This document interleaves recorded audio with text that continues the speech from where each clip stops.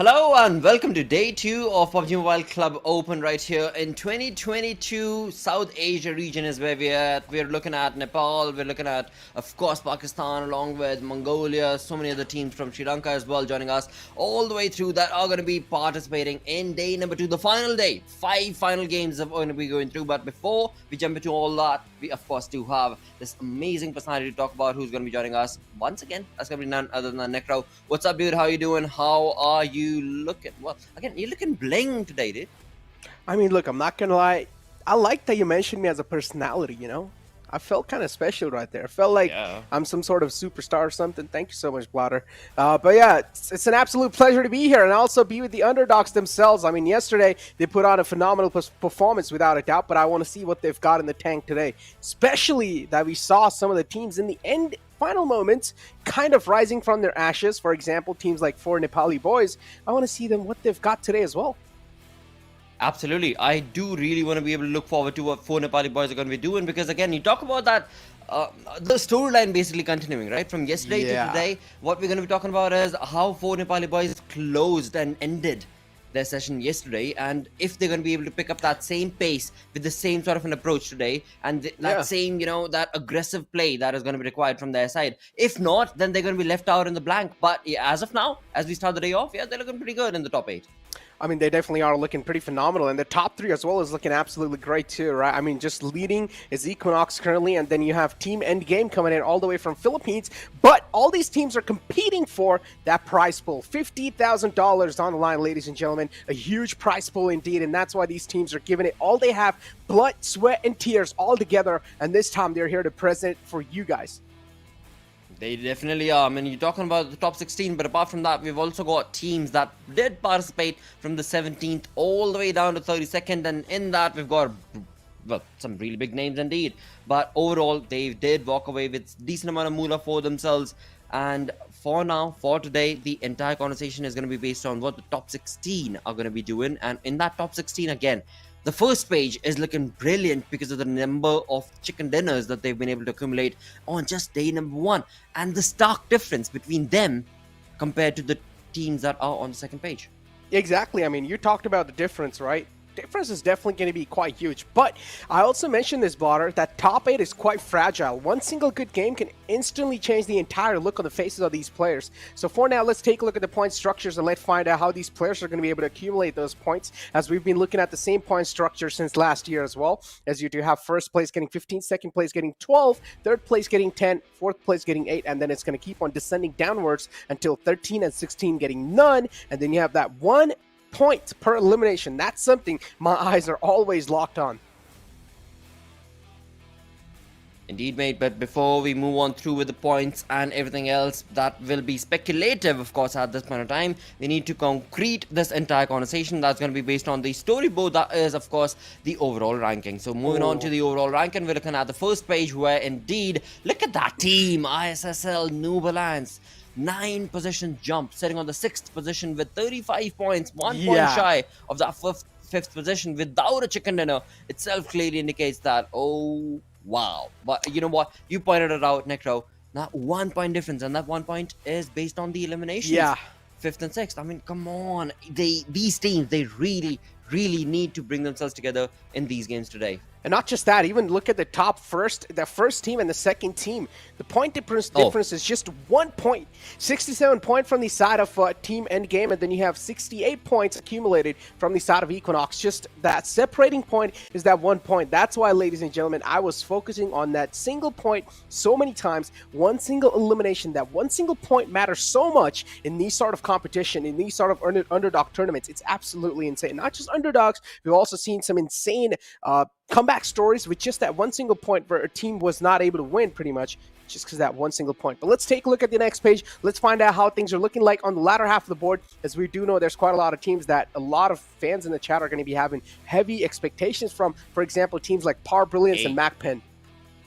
Absolutely. I would second that conversation in my dream, of course, because again, we're talking about some really big names and they sitting on the second page with the number of points that they're sitting at. Again, I do want to point it out, but also at the same time, point it out with a bit of a, a brilliant play that can be anticipated from their side, because ladies and gentlemen, look at the point difference. There isn't much. There isn't much. And that clearly indicates and defines that there is a possibility from MAKPEN, from all these teams, in fact, Power, Brilliance, Flames, 1, Fallen 5, Rex, GOZA, to be able to jump up the conversation. I mean, GOZA, all right, yeah, let's leave that team out a part of the conversation, but not really be a conversation starter because of the point difference between them.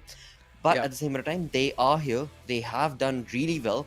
But today will be the defining moment for the side of these teams, especially the ones sitting at that 14, 15, 16 position. Exactly. And Botter, taking our glance again on the first spot and second spot, that one single point just separating these teams is absolutely insane, right? So let's take a look at the head-to-head comparison between DE Gangsters and Equinox, as you do have the H2H between these teams, and the damage dealt from the side of DE Gangsters is a little less. So this in itself just shows the amount of respect DE Gangster has for both aspects of the game, even not just the survival, also the elimination. So it's like a really nice balance between the placement points and also the elimination points.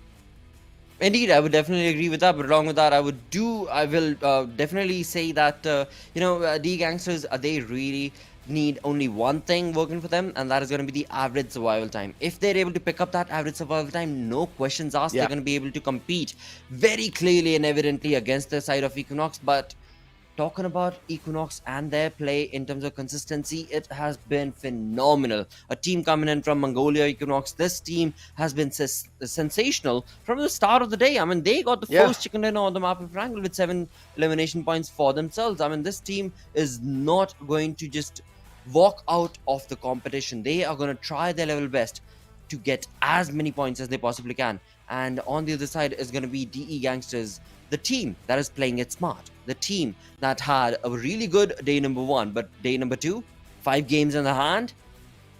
They need to be able to bring in an X factor, an X nerve into the way they're going to be able to play this game to get above Equinox. Exactly. I mean, this is what I said, right? DE Gangsters, the team card, you can clearly see these 4 individual players are really experienced when it comes to this lobby. They have played in the past too. They've competed in this sort of competitions in the past as well. That's what you clearly saw yesterday. The way DE Gangsters played, they had a lot of confidence moving in forward. But let's take a look at the schedule, ladies and gentlemen, to find out how the schedule for today is going to be looking like. It's pretty much going to be the same as a replication of yesterday. Same schedule. Nothing really changed in here. We're going to be having 1 Sandhawk, 3 Wrangles, and 1 Miramar.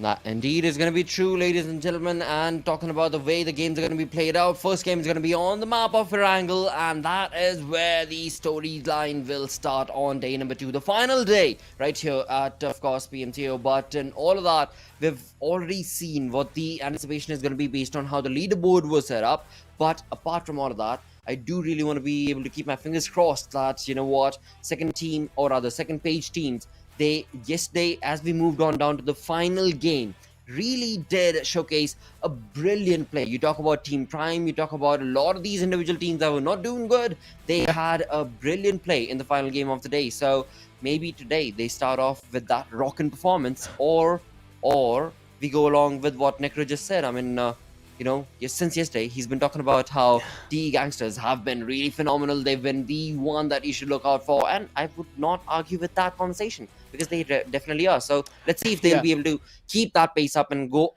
above and ahead of Equinox. I'm not going to lie. Look, Mongolian domination has been there in the South Asia region for a really long time, right? I want a team who's going to be able to just compete against that and show them that it's not just going to be the Mongolian domination. We've also got some talent from other regions coming in as well. But it seems like we've got the call from the Puppet Master. The first game is lined up and ready for you guys. So let's just head inside the map of Wrangle, because the plane fly path is not going to wait for any one of us. But yeah, getting back to the conversation that I was having with you, Blaughter. Wait. Did you just call me a puppet? No, not you. I called the producer the Puppet Master because we have to follow whatever he says, what? dude. No, but all right. I mean, a master puppet would have been better, but all right. I mean, it's the same thing, right? Puppet Master. No, it's not. I mean, I'd rather be called a song from Metallica rather I was than not calling you that. A puppet. I'm just saying in general, right? Like as an individual, I'm sure the director would not really care about any of these conversations. He's just like, I'm here to do my job, man. Just stop talking about me. I don't need any recognition here. I want to stay behind the screen. We should point them out and bring them to the limelight that what exactly is their prediction going to be and what exactly are they anticipating from the Oh, game, just like how because we they did. always, right, they always bring us up and they're always like, all right, what do you think, what do you think, and all right, mate, what do you Yeah. think, mate? Yeah, maybe show them how it feels to be under the spotlight. Uh-huh. This makes sense. I mean, this is what we did in the PMPL as well, if you remember. You know, we had a producer's prediction as well, which team's going to win, and he kept on See, cursing again me, you if you called me a remember. puppet. Like, why would I not I remember? didn't. I said producer. Like, you said if you would remember. Like, why would I not remember? Looking at how the zone is created, I definitely remember this was not the way the zone was being created yesterday. Today, we're looking at an western shift coming in from the zone, especially on the map of Wrangle. Because yesterday, if I'm, again, correct me if I'm wrong, Necro.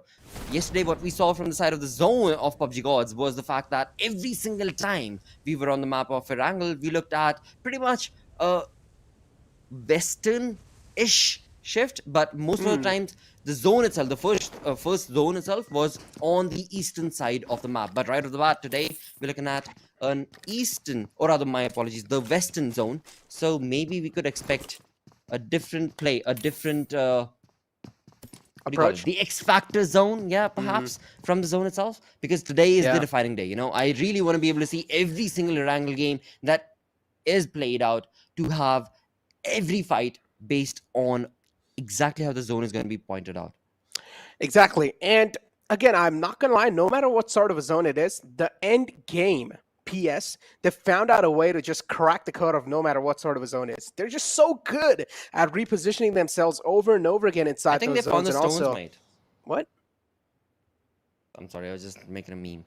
Uh, I think they found the stones, but never mind, I'm sorry. what kind of stones are we talking here, man? I've got a lot of stones I don't know, outside my mate. house I as mean, well. you know, there are a lot of stones colored across the entire galaxy, and I think Endgame really found the Color. stones that are working for them, and you know, they're just able to compete based on that fact. So we should already eliminate that team from the conversation. But of course, They've that's got the stones, speculation guys. You guys found it here. from my All you side. need is a couple of stones, so make sure you go out of your house and get some colored stones. Oh, you know what? We should point out Ocean in the conversation as well. Yeah, guys, he's got a lot of stones. But moving on Oh, forward. goals, you better be careful. All right, I'm taking it too far. I'm just kidding. I'm just kidding. Of course, like another way the zone itself has been created. We're looking at the team of Rex and RC. I mean, this team, they played phenomenally well yesterday as the day came to an end, right? I mean, in fact, to be very blunt about it, the final two games is where we actually saw Rex and RC bring up their pace, bring up their play to be able to dominate against their opponents. They were not able to get a chicken dinner, but they definitely got their swagger moving along for their side. So just saying that this being the center, or this team being in the center of the zone, should be able to capitalize, along with the fact that they've got a 2-1 split. What do you think? I mean, a two-man split, yeah, definitely it does work out quite well. And considering the fact that, I mean, are you talking about ISSL Noob? Rex and RC is what I'm looking Rex. at. Rex and RC. Okay, so it's actually it's a 2-on-1-on-1 split. So it's quite interesting, yeah, right? It's yeah, probably because they have seen and they have studied about how the surrounding looks like around them, and they pretty much know. This is what I said, Blotter, right? Yesterday, they couldn't really make any sort of changes on the fly. But today, what they could have done is pretty much go and watch the VODs what happened yesterday, and today come in with even more improvised strategy in the lobby. So Rex and us, you pretty much know there's no one around them in that vicinity, so they know they can pretty much spread it, and they can pretty much just get as much as loot acquired as possible, and that's what Rex are currently doing. And luckily, they also have the Zor right on top of them. Oh, yes. They're spreading it for sure. But, you know, just to point it out, one more thing to add on to that conversation is what I noticed yesterday as well. When it came down to the place that the team of NRC have dropped down to, right? I mean, we're talking about Primorsk and Ferripure, my apologies. And, you know, yesterday we had contestations. We had a few teams that did drop against each other exactly at that same exact spot. So it is in the end turning out to be a bit of a gamble for their side, or maybe they really have gotten down and understood exactly how the teams are going to be playing. From the first angle to the second, what is the approach going to be? From the second to the fifth angle of the day, you know, what the approach is going to be. And perhaps they definitely have split themselves up in based on that conversation, as you pointed out. I mean, definitely. But all I'm expecting is improvised strats, and all I'm expecting is more confidence from all these teams. Yesterday, there were quite a lot of confidences. And talking about confidence, surprisingly, yesterday when I was going through the WODs as well, I noticed Grim Gaming. That is one of those teams that is currently second last in the overall rankings, if I'm not wrong. And Right. but that is one of those teams yesterday. They were in a lot of spotlight. Is because they were getting engaged in so many fights, and they were also pretty much dealing a lot of damage in the majority of the fights too. So I feel like Grim Gaming, when it comes to the firepower, they're not lacking. They're neither shy of taking any sort of fights, but what they're lacking is a little bit of strategical advantage against the teams, and that's where they're kind of struggling when it comes to positioning themselves better in the circle and even in the fights. Yeah, I would second that. I would rate that for sure, mate. Because again, when you talk about the way the team of Grim has been able to play Grim Gaming, they have been, they've definitely gone through ups and downs. But overall, when it comes down to the sheer play and the game that they're able to create for themselves, it's all about, you know, getting that information, retaliating against it, but also at the same time having that conversation working for them. But I do also have to add another but to the second part of the first one, which is, are they sure that they want to be able to have that sort of an approach on this day number 2? But along with that, looking at day number 2, it is off to a fine start where Equinox gets the first blood, almost the first blood, but Rex RRC is not that far behind. I mean, look at Hassan right now, and he's definitely able to pinch down a lot of bullets down and led towards the side of Equinox. But yeah, it's just a bit too late, mate, because you've already lost one of your teammates. Oh, what? And he is... Okay, he can still be. All right, I called it out. I'm going to be the caster's curse for the entire day, I think. Listen, man, I'm telling you, he can still be rezzed. If one of the teammates, if he's able to sneak inside the water, he can get the res done. He can get the fallen man Mate, back I up. asked for the first blood, and he's just denied me that. It's like, I'm against NRC now. It's not yet, man. It's not yet, dude. I'm telling you, if you are a team that is struggling currently in the overall rankings, you do not want to be in the spotlight of Equinox. You never want to be. Because Equinox is one of those teams that is not scared of taking fights without a doubt. They have amped up the aggression, as always. And yeah, they're just out for blood. They're quite thirsty too, including the placement points. But they have more elimination points compared to the placement points. So that in itself just proves a lot of things when it comes to Equinox. That this is one of those teams that is quite bloodthirsty, and they would want to take you down no matter what. So you would want not to be in a target of a team like Equinox. And so far, they've already got the first blood blotter. So that's a good news, right?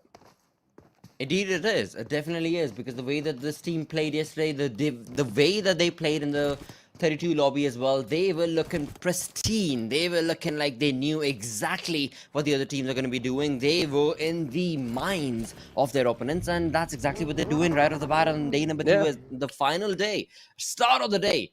They get the first elimination point, the first blood situation working for their side. So that's definitely going to be giving them a pretty good boost. But also, I'm going to be able to see what else the zone going to be doing. But never mind the zone, because we've got DE Gangsters moving in with Quad, taking the second kill, second elimination point of the game today.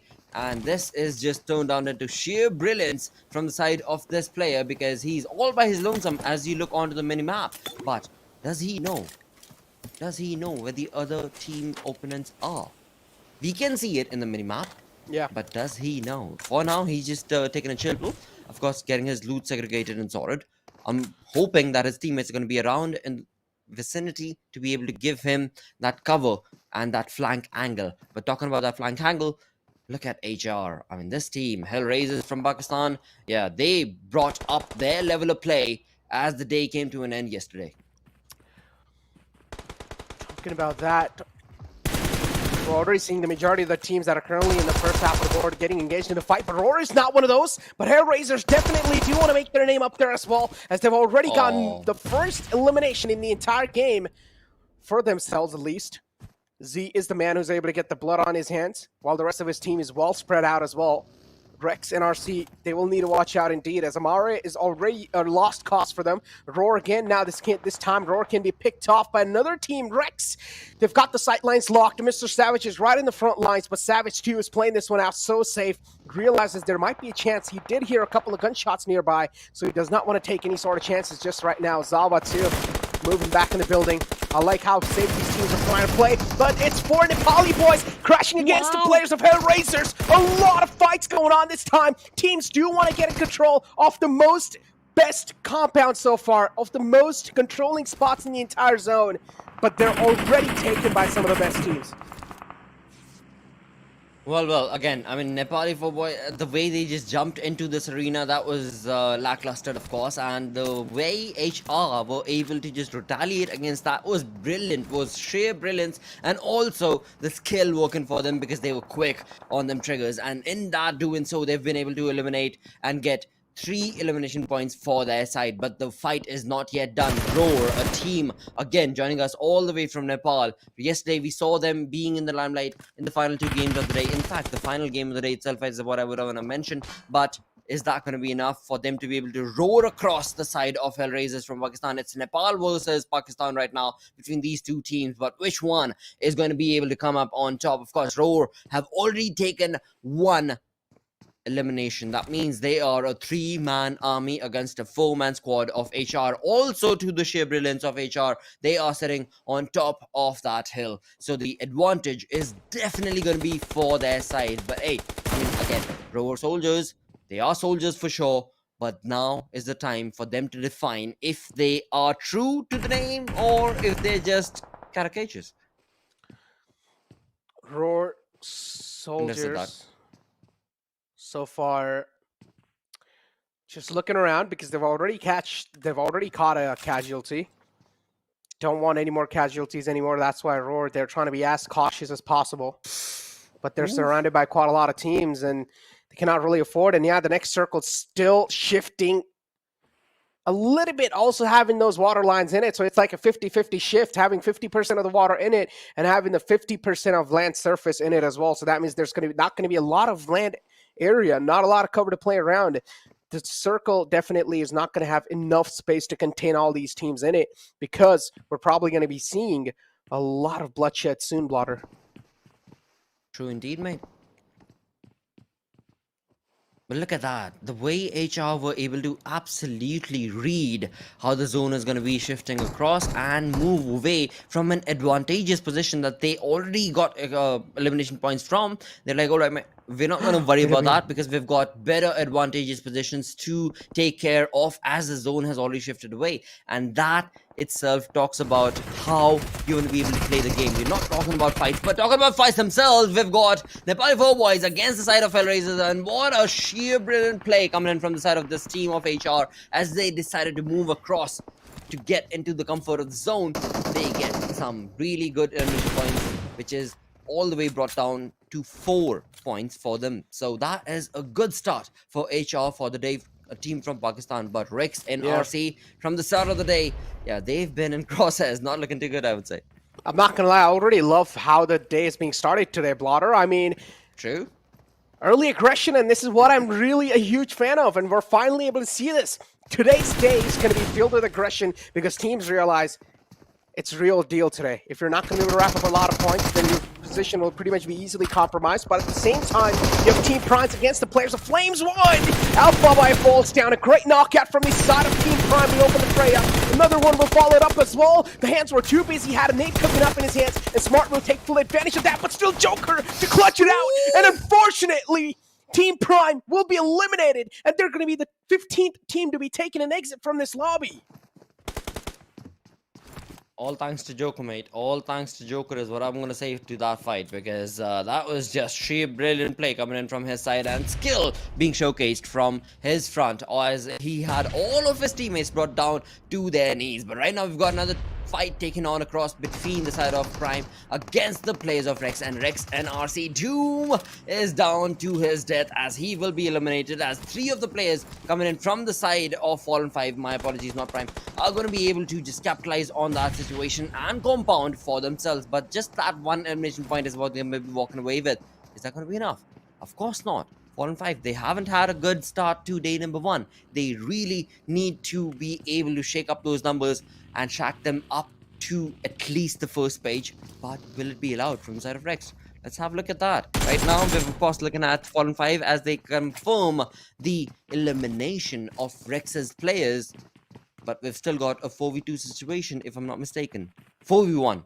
And that one player coming in from the side of Rex and RC, he better fall back. There we go. The one final player coming in from the side of Rex and RC. He was the flank angle. He was the one who was supposed to be able to cover their fronts. But I guess the fronts have been assaulted and they have been brought down to their knees, as Posh has been indicated. And Roar, also around the vicinity, are going to be able to just equalize that conversation. And Rex have nothing to say. Roar just taking an exit from that compound. Rex, unfortunately, Hazen was just waiting for the right moment to strike, but he did not find any. The vehicle's tires as well are taken out by Roar, so the vehicle's pretty much going to be dumped now. Next to useless. Maybe the rest of the tires are still can be used, but yeah, it's just stuck between a shack and a little bit of slope, so you cannot really still use it. As you do have Roar again, though. Some of the players are stuck in the water. Sawa gets spotted. That little glimmer is going to be more than enough for Equinox to capitalize. Sawa knocked out now, trying to crawl back to safety, but Kenzaz is a man who has been there even in the elimination leaderboards. He's actually just leading the leaderboard so far. And Roar, they are in the receiving end of Kenzaz this time. They cannot really face the wrath of Kenzaz. The terror this man has on the entire lobby. You can clearly see how Roar is scared of that. Oh, they definitely are. And look at the kill feed chiming in along with the name of course, eliminations. We've got the side of D Gangsters taking on that approach against the players of Grim, as well as Doom, in fact, as they were able to knock out a player from Doom, as well as, of course, the side of that team. But we'll move on back to that conversation, as we've got Brilliance on our screen. 17-18 minutes into this conversation and this fight, we are, of course, looking at a brilliant play, a brilliant start to the day for these games. I mean, this is the 5th last game, correct me if I'm wrong, and these teams are again playing it to perfection, mate. Circle playing a cruel game, Blotter again. And how is Brilliance gonna try to make the entry inside without taking any sort of casualty? Not just that, even the team end game this time, it seems like they're on quite a struggling spot. Not able to find their sweet spot in. They've also taken a lot of damage, but they have an advantage of the high ground that they can try to play around with. On the other hand, Brilliance finding an uphill battle, but Money Call all the way from the back is providing some huge cover fire, also damaging the players big time of the players at the end game. Bro, they gave away the gems. I'm pretty certain they gave away the gems. I mean, this is not the play that was anticipated. Oh, come on. You should not be doing that against such a fabulous team. The side of this team was so wonderful yesterday. But hey, you know what? Brilliant gameplay coming in from the side of Brilliance is what it is. And it seems like they're going to be turning it into a bogey, or maybe a clear play coming in from their side. Hey, but before we move on away from that conversation, we've got to talk about this team. What? Fallen 5. What a play. What an interesting play coming in from the side of Fallen 5. But I'm sorry, what about Fallen 5? They're done, mate. I mean, no. Did you have any bets? I mean, they're done. Listen, man, you talked about stones and the end game just got Thanos snapped. I had to. They disappeared, dude. Who curses them all? Why, Water? Why?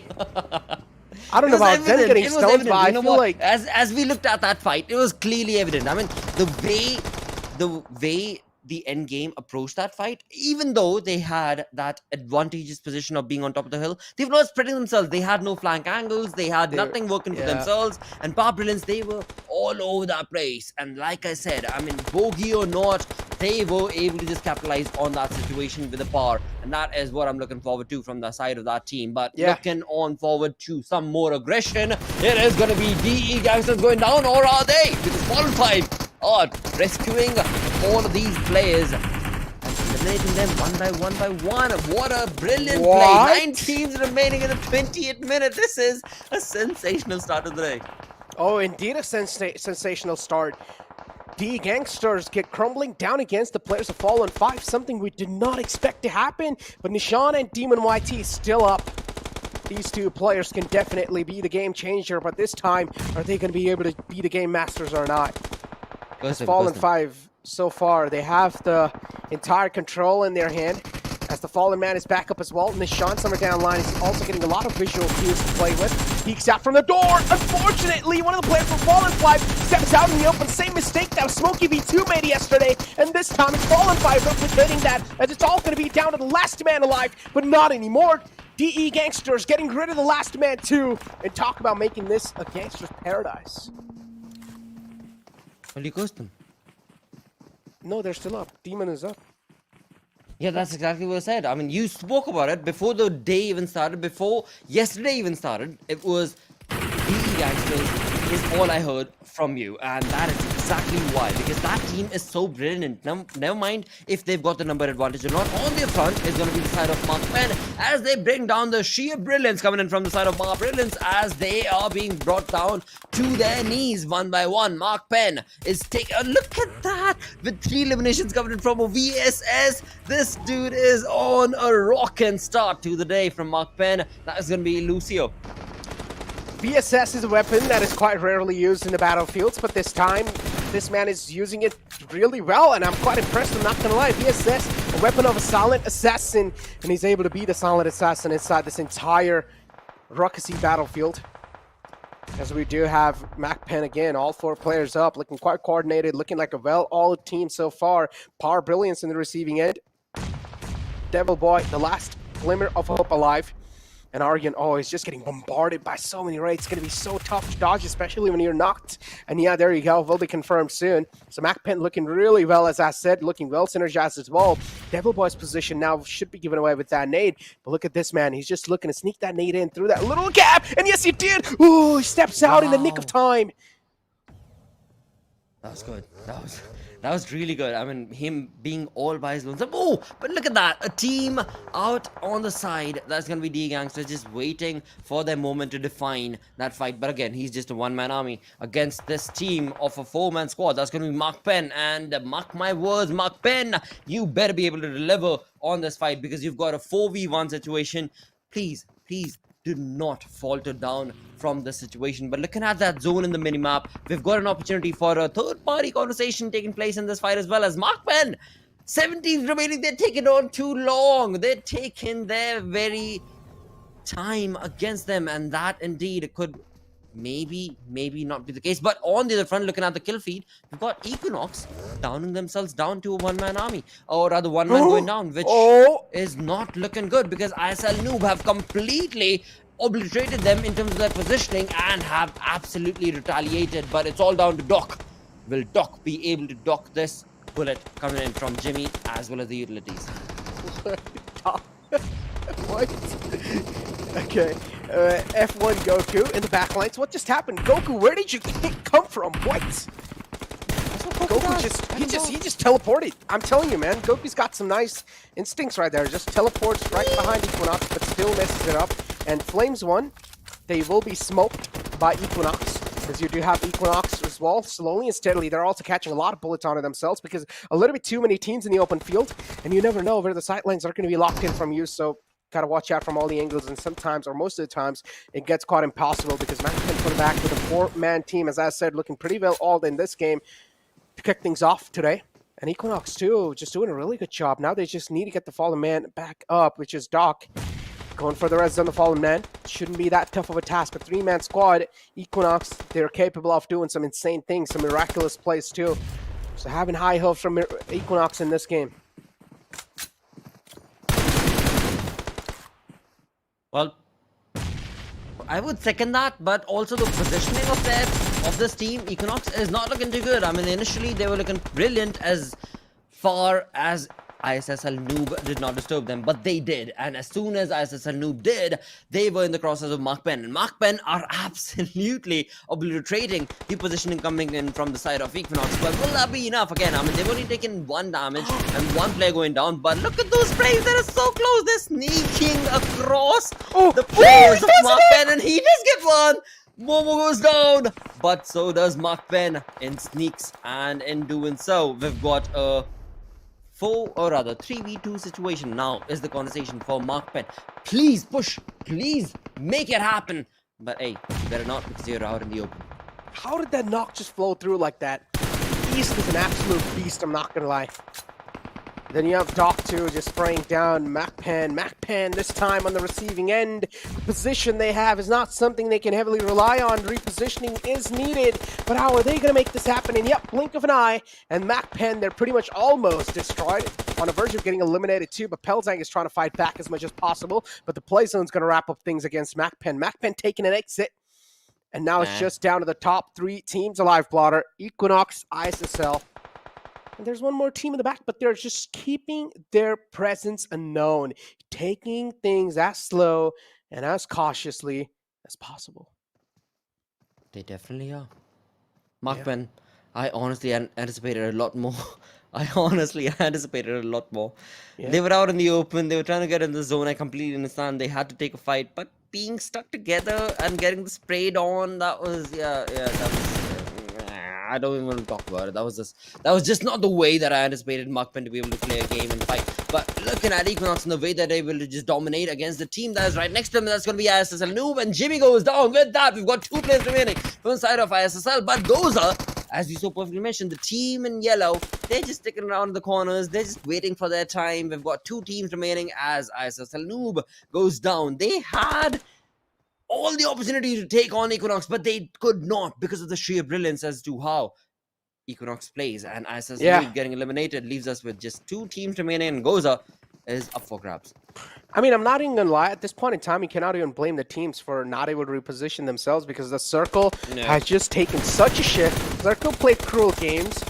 And the teams, you cannot really do much when the Circle's just going to be shifting out in the open, and the majority of the Circle is going to be in water. So it's tough to reposition yourself in these kind of moments, and won't really blame any sort of teams in here. But Equinox, they find themselves in the lucky shoes, and not just that, they're able to defend their position too, and also breach inside the zones without any trouble, able to win the duels that they take, and that's how Equinox are coming through victorious in the first game of day 2 of the PMCO. Hey, that's how they started yesterday. That's exactly how they're going to be starting today as well. But again, a big thumbs up to the way the team played overall when it comes down to the approach that they had. I mean, there were moments where I honestly thought that the side of Equinox were done for because they were at the end. They were at the edge, but still able to rack up so many numbers. ISSL Noob, you definitely should have done better is what I'm going to say. But GG play coming in from Equinox with 13 elimination points along with the chicken dinner. Well, I mean, 13 elimination points speaks volumes about this team, how they like to play. I mean, aggression definitely there. We're able to win those fights insanely there. Imagine if a 3-man team is able to pull something like this off. Imagine what would have happened when the 4th man was alive too. Could have been absolute insanity. Could have been able to wrap up even more elimination points. But Equinox, this team is capable of volumes. And I just feel like it's not just Equinox, it's just in general, whichever teams comes out of Mongolia, they just have some like inbuilt talent. Let's get on Mongolian Tide. Mongolian Titans. I feel like currently the Titans are Stalwart Esports and Zeus, which is not Zeus anymore, my bad. It's again, all I said was let's get on Mongolian Tide. I did not specify anything of that sort. Necro did, but moving on along from that conversation, let's have a look at the MVP, the most valuable player coming in from the game today. And the first games, again, I mean, MVP has to go down to East. I mean, this dude, he is always there for his team. 8 eliminations. That is sheer brilliance coming in from his side. And looking at those bars, of course, his teammates weren't that far behind. Wait, you talked about Mongolian Titans, right? You said Mongolian Titans? Diet, right? Diet. Do you understand that?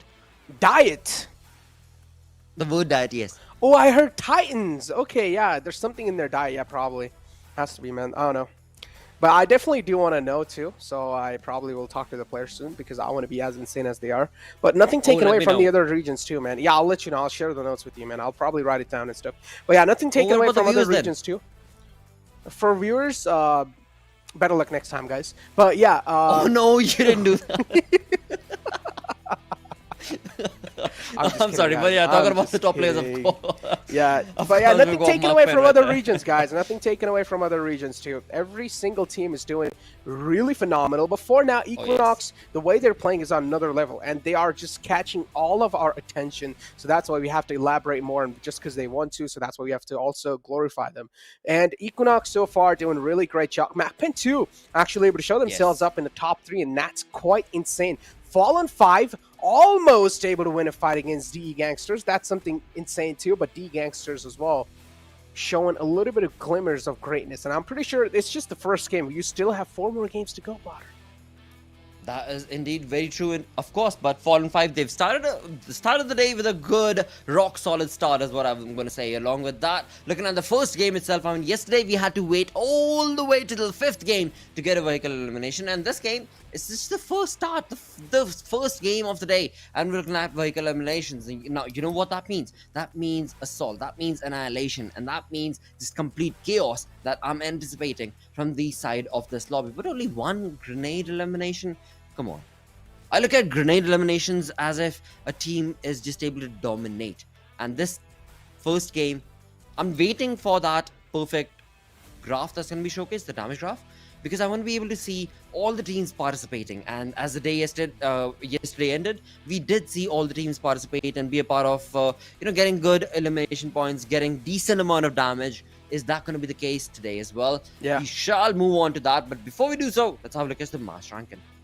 Let's move on over to the match rankings and let's find out how it looked like. But let me tell you what, one team that was not really able to show up, that we wanted to show up, was Doom Esports. Doom Esports nowhere to be seen in the first page of the first game of the day 2.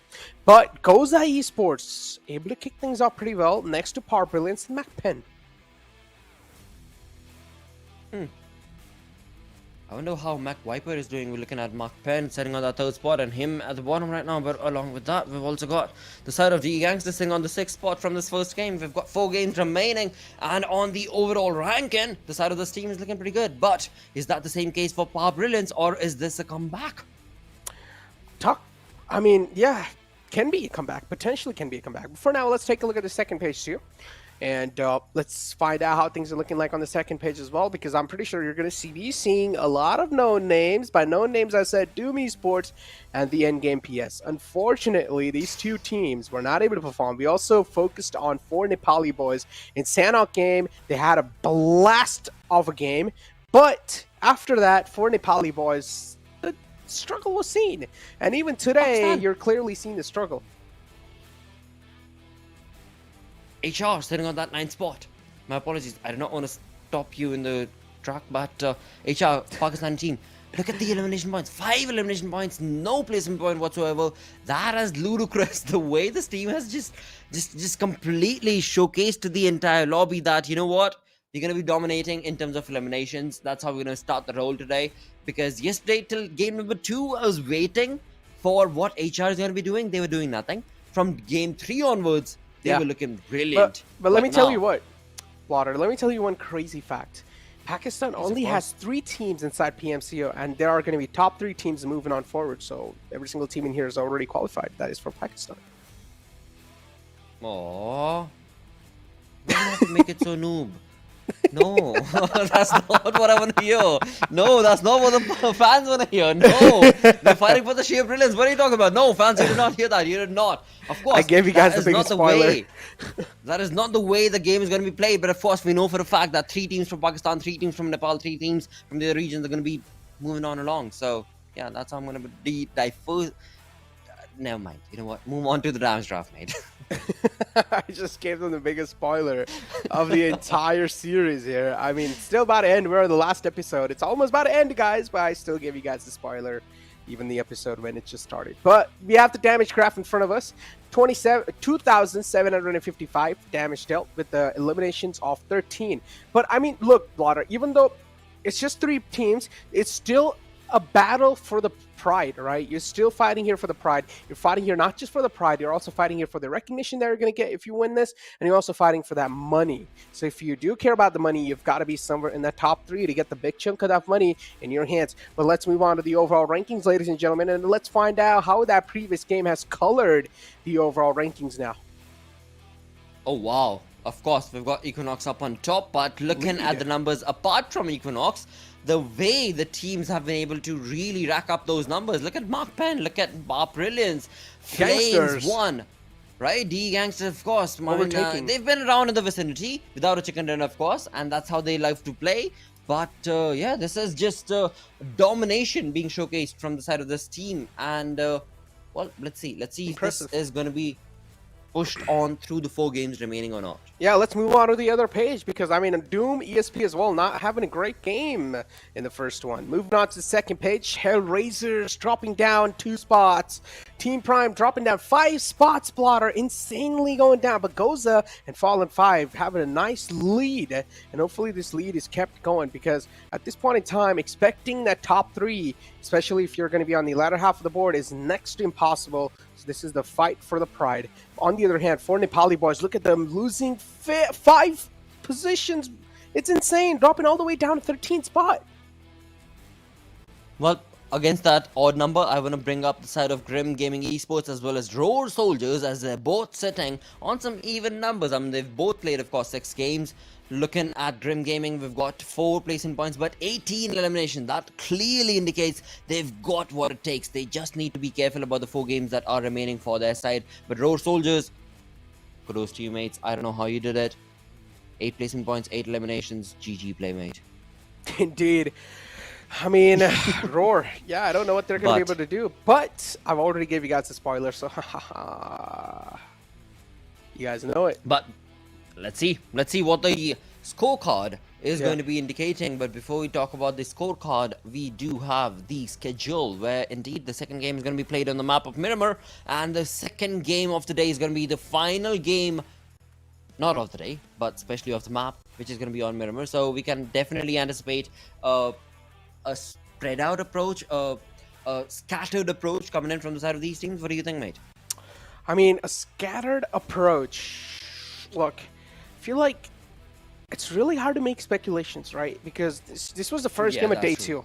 First game of day 2. Kind of tough to make speculations, but as I said, you can be as blunt as you want. As you want to be. I mean, you can just go all in, Blotter, on these teams if you don't like the way they're playing, and if you want to point out some mistakes, go ahead. Because I'm pretty sure even at this point, the teams will appreciate if we are able to pinpoint some mistakes they're making, so they can also help themselves to, like, you know, utilize those mistakes or utilize the points that we gave them in their gameplay to improve themselves even more from what we see some of the big names do. But also talking about big names, even the big names somewhere down line were the underdogs. So this is the learning curve, ladies and gentlemen. This is how you learn. Oh, yes. This is how you lose. You learn, you lose again, you learn, but there will be a time where you'll come back and everyone will be just looking at you and you'll be like, all right, this was one of those teams that we saw in the past who was not able to make it, but this time they're here to prove something. Ladies and gentlemen, let's move on over to the schedule. Yeah. I mean, we're done with the schedule, mate. We already know what the upcoming game is going to be. Listen, man, I'm just way too hyped about it. I'm just way too hyped. We're going to be moving on to the map of Miramar, of course. And so along with that, we shall also have a look at what the flight path is going to be. And come on, directors, producers, you cannot be biased about that fact that Equinox is sitting on top. You cannot be dictating the start of the game with Equinox's player. We want to be able to see something like... Right, you know what? I should not name names because I don't want to be calling out teams that are sitting on the bottom of the leaderboard, but I will. We've got Grim. I mean, look at the way this team has been able to accumulate the number of points they've got. They've got merely, 4 placement points, 5 placement points, but the elimination points, that itself, 18, indicates how much of an aggressive stance that team has. So I am going to be putting my bets in Bitcoin and numbers of whatever course and pace. I'm not gonna lie. I shouldn't have said that. I shouldn't have said that. But yeah, I'm not gonna lie. I'm just like so much into that overall rankings right now that like my entire focus is literally on the overall rankings, because this is something that still quite a lot of teams that are in that red zone, Blotter, and they still need to duke it out, man. They still need to fight it out. True. And the chances are getting lower and lower. So a lot of my focus, the majority of my focus is just on the overall rankings and how are these teams are going to be doing in game. So that's why I just schedule slips out of my mouth. But I actually meant to say, let's move on over to the game. But it's yeah, fine. Let's take a look at the circle this time. Don't a little ever bit do that. tilted on the left side. I know, man. Just gotta give it a shorty, you know, because I mean, I'm just truly excited. It's like watching one of those movies where you got narration going on in the background as you watching the movie. You know, the audio narration, whatever it's called. I'm not entirely sure. I'm a noob in that. Of course, the chat is going to be able to correct me, but I'm sure you understand what I'm talking about, Necro. You watch a movie and it's like a narrative movie, as did not able to just see, but you can absolutely hear what's exactly happening. And yeah, you kind of just took that approach, and I was like, dude, it's all right, it's chill. But taking that approach No, from but, myself, like, I'm I'm gonna just steal like- it away from you, as we've got, ladies and gentlemen, El Pozo being the center of the zone, as we've got two teams. We've got F1. Along with that, we've got DME. That's Doom. Come on, bring in some Doom in this play, right down to El Pozo. I really want to be able to see, because we've got a 3v4 situation, right? If I'm not mistaken, we've got Kazi, or maybe I'm wrong. We've got a 3v4 situation nevertheless, going on down towards El Pozo. So maybe that could be the first blood that could be anticipated from these teams. And not just that, we also saw Rex and RC taking a huge split again on the map of Miramar. So, and that split this time is a little bit dangerous, because the solo man is quite close to an enemy territory, and you cannot really afford a split, especially when you know that there's going to be an enemy team around you. So, gotta always watch out from those kind of troubly situations, ladies and gentlemen. As we have Doom currently, at least who are in the receiving end, and Sile is actually surrounded by the entire squad of HR. How is he going to be able to get out of this tricky one? Unless his teammates are able to find one knock, that should buy him enough amount of time to at least slip by, but still, it's going to be quite tough to get out of this one, because he's just surrounded by the players. Oh, that head. Shoot it, shoot it. Come on, man. You see it? No, come on. He should have just tapped it. Are you kidding me? AX, a little tap would be more than enough. You saw that pixel.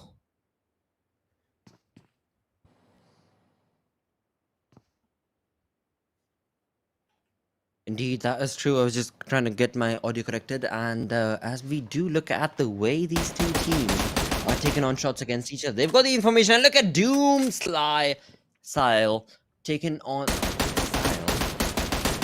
Seriously, mate, like, I'm not happy with the name. So I'm gonna casting for Sile. Wait, what's wrong with Sile? Man, I just wanted to say it.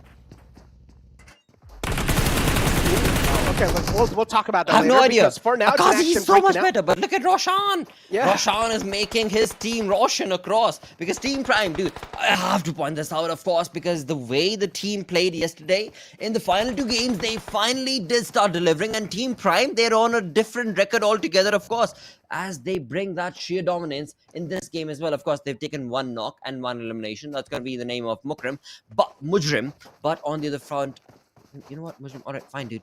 You do need to get eliminated. But on the other front, the side of this team of Team Prime, they have had a really, really good start to the day. Previous game, this game, they are on that perfect approach that you spoke about yesterday, which is to be consistent. And this team is being very, very resilient in that consistency.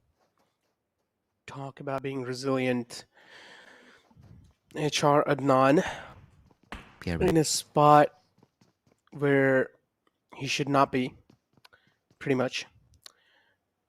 Trying to stay as quiet as possible. Not even moving an inch. Not even giving a single footstep. Knows if he gives it away, position will be compromised. And the team below him is a team that not to mess around with. Doom ESP, they have been going all guns blazing yesterday. And you do not want to give them a chance to get the momentum back in their hands. So keep quiet. That's what the game plan is there for them. Team Prime, unfortunately, Mujrim goes down. And Team Prime now will need to rethink this fight out, as Rex will find another knockout. Cannot afford this one.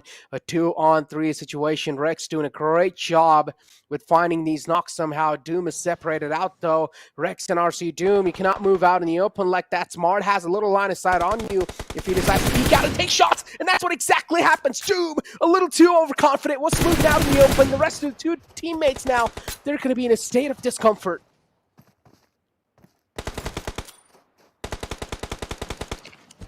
Smart tosses an 8 in towards Rex.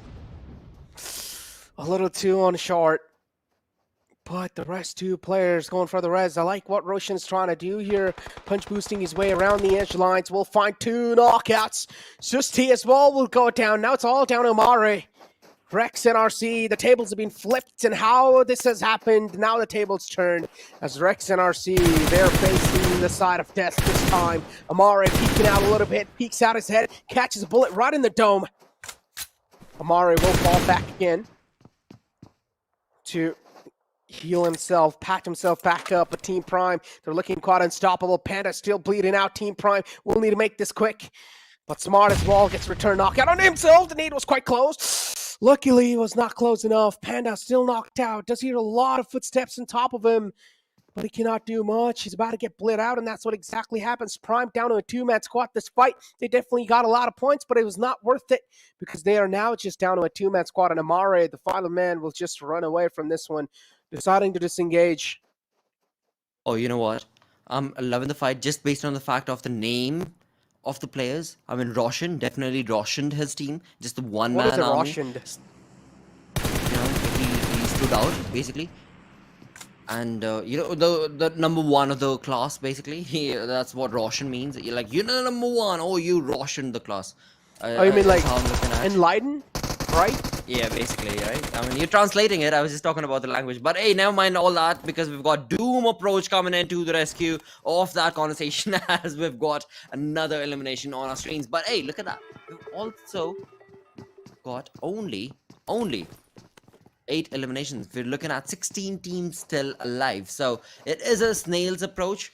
But that is how it is when it comes down to the map of Miramar, and I'm liking it. I'm definitely loving it. Also, to just add on to the fact, as you were talking about it, this team of Y7, they were looking brilliant, but not for long because Team NRC's Rex Amar has just taken it all by a storm, all by his lonesome, a one-man army, taking on 2 players, bringing 4 elimination points for his team. But how long is he going to be able to push on along? We shall have to see. But moving away from that fight to the doom that is being created against the players of HR, not looking good for next as to what is going to be up next for him in the forefront. Yeah, I mean forefront, back end, it's all gone. Look at Doom, 2 players charging on in. The third player's in the back, which is Sile.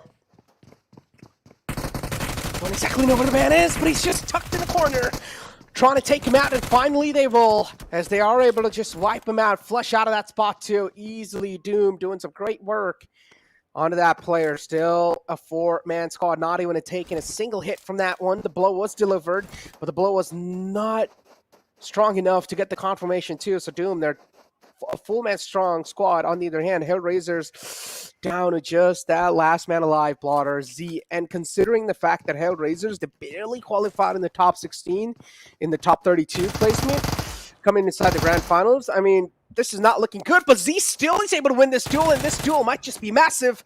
Z looking to turn things around, but this is a mission impossible. Someone needs to call Tom Cruise in here to make it happen. I guess it's a bit too late. Or maybe not, because he is able to rescue himself and get away from that fight. So looking pretty good for his side. But look at that mini-map. We've got a vehicle moving on along right next to him. He, of course, knows that there is a team. There is a team that he needs to run away from. But which side should he go? And yeah. He's doing it. He's absolutely doing it, and he's making it happen like it's easy breeze as he's moving away from the side of this team and the fight that he was a part of, moving outside the zone. F1. A good rotation. Yeah, really good. Trying to avoid all sort of eyes, man. A good lap. Yeah, I mean, talk about social distancing. F1, great job. Is this still a thing? I think so, I guess, because I think so at this point it just depends on you. If you want to be, you know, social. Come on, you're talking about Goku. Yeesh, it's not gonna happen like that, you know? It's just like he is gonna storm in and take on the compound by surprise. And I wanna say, or I don't want to say anything actually. I'm just gonna wait because it seems like HR is taking a backseat approach from this fight, and that's good. That's really good. Because, or maybe not. They've actually stopped their vehicles right next to the compound, and maybe they'll get some information. But before we talk about any of that fight, we've got Equinox right in front of our screens with just one elimination. Come on, Equinox. Just one elimination. They've got the information. They definitely can do better. And Grim is the one that maybe are lackluster right now in this fight. Grim Gaming Esports against DE Gangsters. Cannot afford to go against them, man. They're the gangsters in the entire lobby. But the next circle shift, actually, it's a huge shift as well, Blotter. Just shifting away from the majority of the teams that are up north. Now we're probably going to be seeing a huge wave of vehicles moving inside the next zone. DE Gangsters. The compound was occupied. Grim Gaming, a little unaware off the fact that there might be some sight lines from the top as well. And this time it's the gods of the lobby, which is Equinox, currently ruling the overall rankings as well. And Equinox, they will be able to slip at least one elimination point easily. Oh yeah, they'll be able to slither away, no problem at all, as they're sitting on top of that hill. They've got the information. They have not only the information, but the position as well. But we should have to see if the two-man split is going to be able to work out for them or not. But before any of that is going to happen or take place, we've got this one player. Or rather, two players is what I would say in this compound. Grim's Sujil is left all by his lonesome.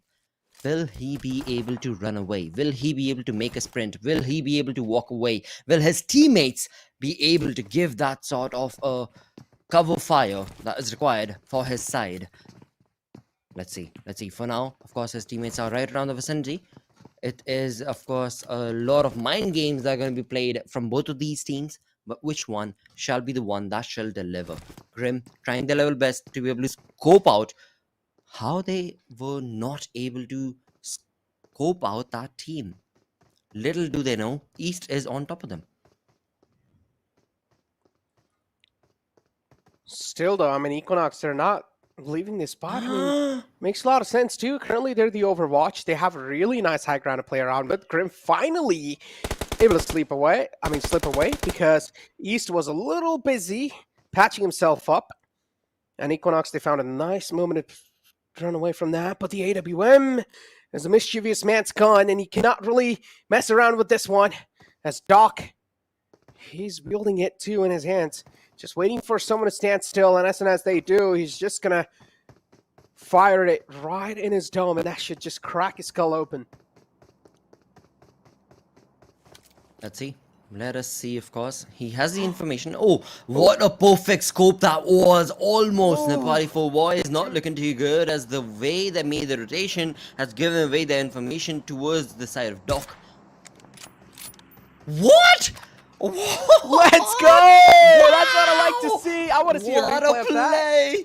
That was brilliant. I told you, he's just waiting for him to stand still. As soon as he does, the moment is right there. And it's Doom 2. These are the two Mongolian brothers just going head-to-head against each other. Blotter. An interesting collision indeed. Two of the teams that are phenomenal at their firepower. We're finally going to be seeing these two teams engage against each other as well. Doc able to open the fray up, but are they going to try to capitalize? Are they going to try to move on? That's a question we're wondering here. On the other front of the map, we've got MAKPEN taking on some knock points. But, of course, this is the fight of this moment, of this entire map, which is all in favor of Doc. Can he get another one? He's got everything working for him. Level 3 suit and the, of course, AWM, as he said. And the sheer power, the skill. He is so brilliant, but will he be able to deliver? It sounds so satisfying, dude. It's just like the suppressed sound, you know? Like, I cannot really try to make the suppressed sound from my, with my mouth, but damn, it sounds so satisfying. AWM and M24 are the two guns. That sounds so satisfying with a suppressor on it. And it's absolutely insane to talk about satisfying. This fight might be just one of those Deadice Gangsters, or DE Gangsters, my bad, going up against the end game. PS, which are currently the second and third spot teams, and DE Gangsters, it seems like they're able to mow down the end game. Deadice Gangsters or DE Gangsters, they're able to set up a nice trap against them. And the defensive stance from the side of DE Gangsters, it looks so well positioned as well, Blotter. And the Gangsters are able to come out on top. And it seems like this time it's not going to be the end game for them. Well, wow. Wow is what I'm left with, but not before long. We've got the side of Equinox taking on some plays and taking on some knocks and bringing in some elimination points against the players of ISSL. But What? ISSL Noob Alliance have no idea what's happening. They're getting assaulted from all angles right now. And this is not the way they wanted to deliver, but yeah, sometimes you finish pretty quick. And that is exactly what ISSL Noob is left with, where indeed it's going to be Razor to the rescue, as we've got a 2v2 situation going on between these two teams. Which one will it be? They've got Sneaks against the Razor. For now, it seems Razor is going to be able to get the ball. Oh, what? Wow! Oh, say bye-bye. But Lucifer, oh, with a nice return blotter. It's a great trade, I would say, but it's just a knockout. Still no confirmation. The fallen man can still be back up on his feet, but the damage is already dealt onto Equinox. A two-man squad.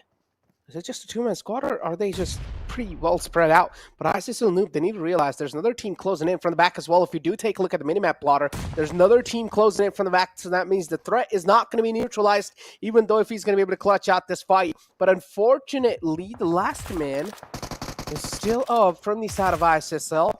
Lucifer trying to make something happen, but now he will decide to pin himself in a corner, because he pretty much should have a sense that they are potentially getting third-partied. They definitely are. For now, it seems like Lucifer is just holding on to the cause. He's trying his level best, of course, but yeah, Lucifer, you better make your will. You got a team right next to you, and that's gonna be from the side of 4 Nepali boys. Actually, in the mini map, we can see. Oh, talking about the mini map, look at that map shift. Look at that zone moving on along into the center. MAKPEN once again. MAKPEN, this is your play, but not long before Brilliance have something to say. That circle shift is so cruel. I mean, it centers on up, but it's just out in the open blotter, and it's a complete high ground. I mean, it's pretty much on top, but the ground is not flat. It has a little bit of ridges here and there, so you never know where it's gonna be so tough, man. Let me tell you, there's gonna be sight lines all across the board. It's gonna be so tough to navigate around. Oh, that airdrop and that perfect play coming in from the director's side. Oh, Jesus.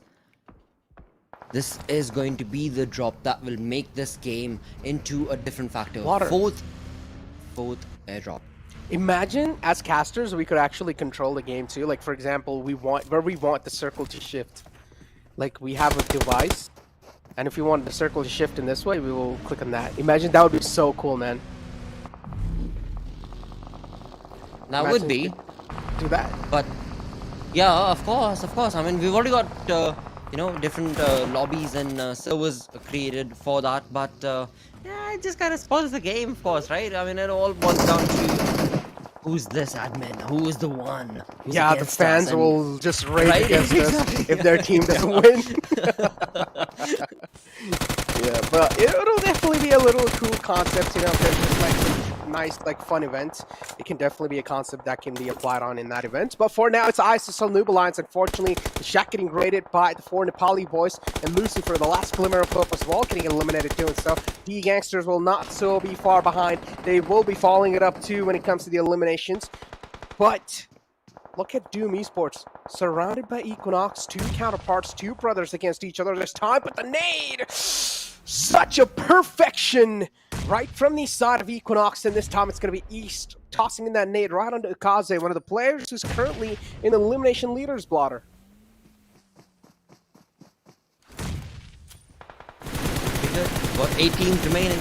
We've got a lot of fights taking place all across the board. Brilliance trying their level best with a 3-man army with 4 elimination points already confirmed for their side. It's sitting on the east or western edge of this zone. They are absolutely annihilating whatever comes into their scopes, and that is exactly what we need to see. Devil Boy, as he is bringing a lot of numbers to his name. But hey, as soon as you do that, you know for a fact that you're giving away your information, you're giving away your position, and there will be a team right around in the corner. As they took on fight against Flame 5, they've got F1 to take care of F1 did get a shutdown, but Joker, he is a resilient one. He's not going to stop. Oh, that nade What throw a was actually play. so good. I mean, even though it didn't connect, ladies and gentlemen, but you're talking about the accuracy. He wanted it to land right Exactly. inside that door, and it was so accurate. I understand it didn't connect, but as I said, we're talking about the accuracy, and it's absolutely It's about reading the impressive. game. Yeah, You know, it's about so reading the impressive. game, and he read it so perfectly. He knew he was at a back angle. He knew for a fight that will not go in his favor. He had to stop as he got his teammate up to revival status. And as soon as he did that, he, of course, went on along to cover. And that was the perfect utilization. Sadly, we did not see an elimination from that perfectly set up nade. On the other front, as we move on through to the 7 teams, we've got F1 Goku, who has just been revived and now is moving on to get into the zone out in the open. But will that be enough? No is the answer coming in from MAKPEN as they absolutely deliver a perfectly set up lead against the head of that player. But F1, they're still not yet done. They've got still an opportunity and options available. As you were talking about it, Necro, we've got some ridges, we've got some hills in this open zone. Oh my god, this man is a maniac. What is that driving, dude? You gotta be scared of someone at least. Power Brilliance. I mean, I'm not gonna lie, that was not a brilliant move, but it worked out, so I would still call it brilliant anyways. It worked out. As long as it works out, you can keep doing it. But Flames won, unfortunately. Doing so, pulling that move off, Power Brilliance position also got compromised, and that's why now you see Devil Boy getting knocked out. That aggressive position was definitely taken, but not for long. He instantly got bombarded by a lot of nades, and also a lot of sightlines were locked onto him. Now you have GOZA too, doing a great job of survival actually today. Even in the previous game, GOZA got second placement point, and that's impressive.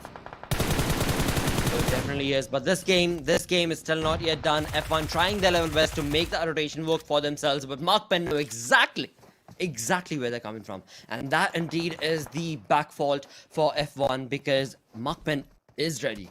They are assaulting the side of F1 right now, where indeed Flames, they have no way to go but straight forward, and as they do, MAKPEN is going to be there to stop them in the tracks. With that, we've got 3 teams remaining, and what a brilliant play from MAKPEN. I was talking about it. MAKPEN, you better be able to deliver. A team joining us, looking really good all the way from Bhutan. You better be able to deliver this play, but they're not in the zone. The zone is in the center. All these teams, in fact, are out in the open, waiting for the blues. Which team will get that first knock? We shall have to see. For now, it seems like GOZA and MAKPEN have a thing going on for themselves. And in the minimap on the top right, we can see that there is that third team. And that third team is kind of spread. We've got 2-man army coming in from that third team. And yeah, that's going to be none other than 4 Nepali boys. So looking pretty comfortable for them if they're able to play their cards right. Also, if GOZA as well as MAKPEN take this fight all by their loans. GOZA eSports, 4 Nepali boys. Look at the spread they have. A nice spread between these two. Mango as well, keeping his position anonymous, but the other player has just revealed it too. Joker's quite low, cannot really afford to peek out like that. M249 in the hands of Gotson.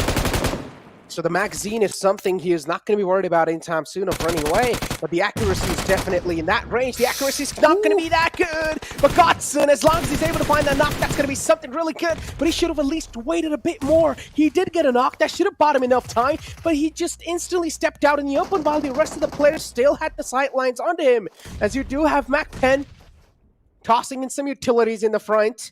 GOZA as well in the receiving end. MAKPEN doing a great job keeping GOZA off at bay, but GOZA's one player is still up, and that will be the saving grace. Pelzong, you've got no idea what you're doing right now. Waiting around behind that compound is absolutely not the way to play right now. But of course, he has no idea that the side of GOZA is just waiting for that exact same moment to be able to get that revival. And the revival has been confirmed coming in from the side of Joker, as Joker is going to be ready. But MAKPEN's Pelzong with the UMP is going to be pushing on along to get that perfectly set up burst. And in doing so, GOZA has been brought down once again to a 2-man army. And not long before, if only he can set up his utilities right now, that would be the end of GOZA. And who gets the better half? Well, none other than the final player coming in from 4 Nepali boys. Mango, you've got it, mate. MAKPEN, look at him, the MP. Indeed, dishing out quite a lot of damage. Last man up, he is fighting back strong, and he does! He's able to give him quite a strong fight. For Nepali boys, finally eliminated. The last man is still up. How is this possible? And eventually he will crumble down, but still a valiant effort from the last hope of GOZA ESports. But he will crumble down because the players are too many to take care of. But as I said, a valiant effort. MAKPEN, a huge shift in the tides for them, catapulting themselves all the way in the top 5 of the overall rankings. Blotter, did we expect this? No! Nope. Nope.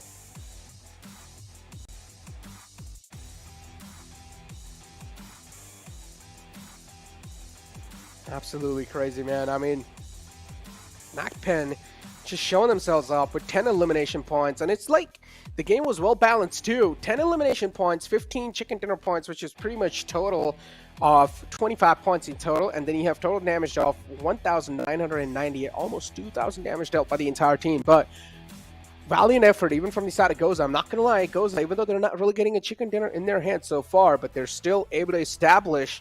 What do you say? They're still able to establish those placement points. They're still able to come up consistently, at least in the first 2 game of the day. True, that is very true indeed, and that is something that we were waiting for. In fact, not only us, but the fans, I'm sure, were waiting for exactly that as well. When it comes down to the way the MAKPEN team played, that was sheer brilliance. The way the zone actually helped them out a little bit, but then again, I mean, it's not only always about the zone helping you out, you have to be able to capitalize on that situation, and MAKPEN did it so gracefully, with all 4 players still standing, moving on along with a decent pace, getting those elimination points, getting the information. They were all over and getting those numbers working for their side. But is it a bit too late? Because again, this is a team that we're looking at sitting on the second page. Yeah, it's still up for debates as to what team will it be in the end. But for now, MAKPEN looking really fantabulous in terms of that play with 10 elimination points. Ooh-wee. That was a good play. Indeed, a crazy stuff, man. Indeed, well played from their side. MAKPEN, this is something none of us expected coming inside this one, because in top 32 as well, they looked quite shaky, Blotter. But this sort of a performance on the final day is really needed. And as I said, I was talking about this since yesterday, how fragile the top 8 is looking like, and this is the prime example of that. It's so sensitive, it's so fragile. One single good game will just catapult you to the top 5. Let's take a look at the MVP of the previous game. Who's going to be the man of the hour? Let's find out in a couple of seconds, and it's going to be Fist Boy from the side of Doom Esports. Doom Esports again showing themselves up when it comes to the elimination bracket, but the placement points lacking again, Blotter. Any tips for them? Be the Doom you were made to be. I mean, you asked me for for a tip, and that's all I've got. Okay. Because they're doing pretty good. I mean, compared to yesterday and today, I know combined they're doing pretty good. I mean, yeah, nothing taken away from the side of this Mongolian team, but overall, I think they're still just holding themselves a little back. But again, you cannot say that looking at what we've got. Fist Boy fisting his way through with 6 eliminations. Come on. I mean, you just cannot, you cannot just point it out and be like, this team is not doing great. There is no way that you can say something that is going to be able to help the team out, because they have been on the high horse since the start of day 1 itself. Yeah, Fist Boy doing a really good job indeed, Blotter. And MAKPEN as well as right there, Pelzang himself showing himself up from the side of MAKPEN. Equinox as well. Kenzaz, as always, this man has to be there, man. Kenzaz is just such a key and instrumental player when it comes to Equinox. He's a player that brings Equinox together. He's like the lifeline. He's like the heart of Equinox. Moving on over to Manny Cog as well, as you have 3 eliminations from that man. Lucifer as well, getting 2 eliminations. Let's move on to the match summary, and let's find out how that looked like, because I'm pretty sure this is something that you really wanted to see. Grenade elimination's a little bit up, but I'm pretty sure still not to Blotter's liking. Yeah, because again, I mean, I've been pointing it out since day 1, and that was just yesterday. So we're only looking at just a 2-day affair, where yesterday, the final game, is where we saw some vehicle eliminations. But overall, when it comes down to day number 2, it is looking like an aggressive approach coming in from the teams, which I'm loving. Look at that longest elimination, 326 meters. Yeah, that's definitely going to be a deep play coming in from the side of that play. But overall, when it comes down to the play that was made from these teams, it is all going to be dictated as to how the match ranking is going to be, how the overall ranking and the storyboard is going to be dictating the entire storyboard. As of now, we've got MAKPEN looking wonderful with 10 eliminations, 15 points based on that chicken dinner. And look at Doom Esports, 8 eliminations with only 1 placement point. Like I said, there's nothing that you can say that will make this team better, because 8 eliminations with 1 placement. Yeah, that's it. They've just written down their cards. They did have. And then you take a look at the second page of the match ranking this time. Let's find out how the second page is looking like, because I'm pretty sure we're also going to be able to see some quite well-known names here. And yes, this is what I said. The end game at PS. What's going on with the end game, Blotter? Day 1 was phenomenal, but day 2, they're struggling. And this in itself just shows the amount of practice, the amount of homework the rest of the teams have done to counter not just end game, but also to level their game up.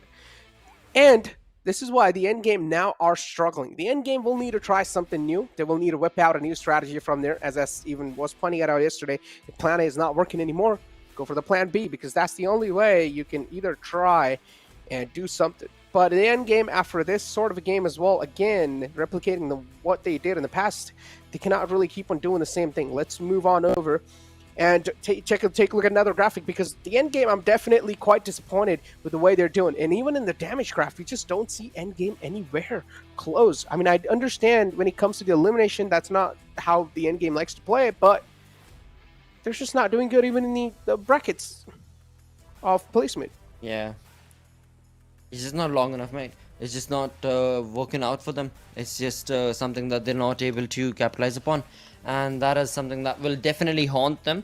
But, hey, we've still got 3 games remaining. So there's still an option and an opportunity for the side of the end game team to be able to end the story card for them. But on the other front, one team that I did want to mention when it came down to that match ranking was F1.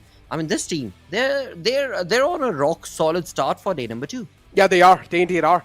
And F1, they need to keep it going. But again, we talked about this, Blotter. Teams like this, they really do struggle with consistency. And just having 1 game under your belt or 2 games under your belt is not going to cut it, because the top 3, it's quite sensitive. Even though you have found yourself in the top 8, you still will need to keep on consistently moving on forward if you do care about that prize pool. Hey, and I really want to say that they are. They definitely are. I mean, if viewers joined us yesterday, you would remember that when it came down to the first 4, we were looking at like a completely different game coming in from their side, as we were looking at 60-60 plus. And then moving on from the 5th to the 8th spot, we had a 20-25 point difference coming in from their side. So that has been taken care of. Now it's only a 1 point difference between the 4th and the 5th team. So the lobby is getting aggressive. The lobby is definitely trying to dominate. But which team will be able to push on to take that aggressive stance that Equinox had yesterday, as well as they're trying today? Exactly. I mean, you talked about the aggressive stance, but now let's take a look at the next page, Blotter, because this time we're going to be looking at the upsets so far, or the teams that are not really able to do that great. For Nepali boys, able to bounce back a little bit, baby steps from their side, but this is not the time to take baby steps. This is the time to take big steps, and this is the time to catapult yourself all the way up to the top in the overall ranking. So baby steps are not going to work because you don't have a lot more games left in your hands anymore. 4 more games to go. I don't know how they're going to try to pull it off, especially Grim Gaming Esports. Something needs to be done here. 4 more games, ladies and gentlemen. It's not that hard to get yourself in the top 8 if you are going to have a big game. As you do take a look at the schedule, so now we're going to be moving on over to Erangel. Oh, yes, we are. 3rd game of the day, the second last Erangel of the day. This is the moment that I'm sure a lot of these teams were hoping to try and recover their lost plays and lost points. But is it a bit too late? Is it all done for? We shall have to see, because Erangel till now has been a bit of a ups and downs story compared to what day 1 brought in and day 2 is bringing to the table. Yeah, there's still a lot of opportunity for so many of these teams to be able to make that sort of a dominating play. But yeah, few teams that do stand out, you need to stop them in their tracks. And that's going to be very blunt and honest, Equinox, ISSL looking very comfortable in terms of the way that they're approaching the map of Erangel. I mean, the approach is definitely okay. Look, Blotter, this is where we really go back to the basics now, because Erangel is a map that everyone is pretty much well familiar with. Everyone knows the nooks and crannies of Erangel, and to formulate a strategy around Erangel, it's not to be that hard. But Erangel is that type of map. If you're playing in a lobby, you really need to study on the teams that you're going to be playing against, and then maybe formulate a way how you're going to be rotating out of that tricky spots. That's pretty much how you're going to be able to do. But if there are some teams that are going to be crossing your way, or unfortunately, if you're going to be running into a team, which sometimes a lot of unfortunate circumstances do come through, there's a lot of random nature as well that game throws onto you. This is where your survival instincts, and this is where you really need to rely heavily on your gun power. And are you able to do that well? Indeed. If you are going to be able to do that well, that means you are one of the good teams. If you're not, then you still need a little bit of more research. You still need a little bit of more homework, and you need to hit the range as well. But I'm not here to criticize the team. Every single team in here is doing a great job. And hopefully, even if they're not really able to get anything out of this one, hopefully I'm going to be seeing them back in the future and keep trying, because never give up, ladies and gentlemen. A big advice. True, that is true. Yeah, it's a big advice. It's a good advice indeed. And just to move on along with that conversation, I'd say let's have a look at what Erangel has to offer. This is the second Erangel of the day, the third game of the day, ladies and gentlemen. And with that, the flight path on our screens, minute base, nowhere to be seen. As we start off from the eastern front, from Military Power, all the way down towards us, north towards Zorki. So this is looking pretty good. I mean, they've got escort helicopters. This is just perfect, you know. Everything should be working out for these teams. But hey, that's not how the game is going to be played. That's not what the battleground is going to be offering to these teams, because it is absolute annihilation that we want to be able to see. Damn, Blotter. You want to see annihilation? You want to see an absolute slaughter right off the bat? I do. I definitely do. I want to be able to see some teams, you know, really... As we were talking about it yesterday, I mean, this is game number 3. Yesterday, game number 3, we were talking about, all right, you know, it's okay. They need to have a little bit of an understanding what they're playing against and yada, yada, yada. But now, after having played, 7 games? Yeah, they better be able to deliver. Hopefully, they're going to be able to deliver. I mean, I pretty much know, Blotter. I know that you're a man of aggression too. Come on. I mean... listen, I don't know if you are into a lot of Zodiacs. You see, there's a difference, you know, passionate aggression and aggression. There's a little bit of difference in there.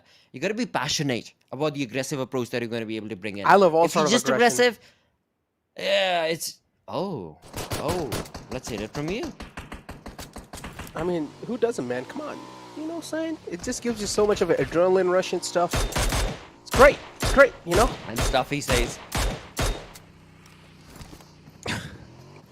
Equinox just firing off. I'm sorry, I put you on the spot. We're not able to land any, but the player's going to be able to move away from that one. But yeah, Equinox somehow.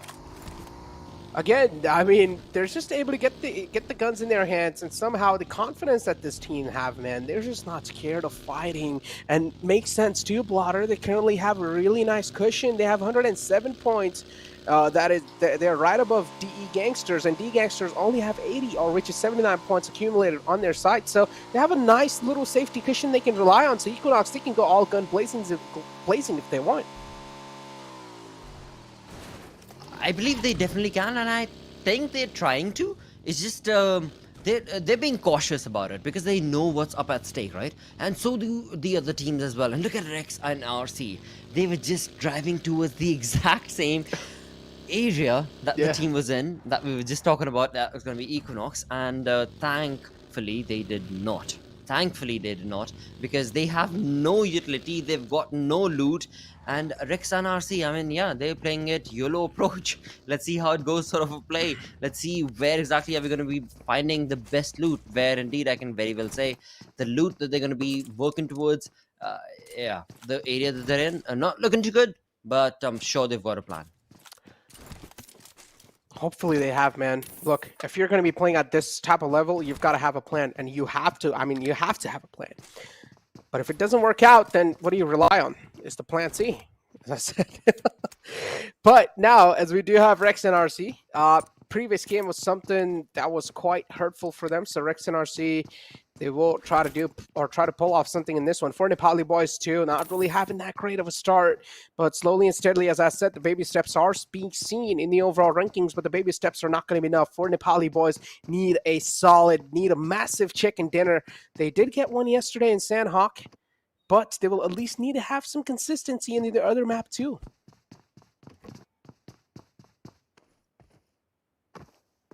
Of course, I mean, from the side of 4 Nepali boys, like you said, they've had a decent pace when it came down to day number 1 coming to an end.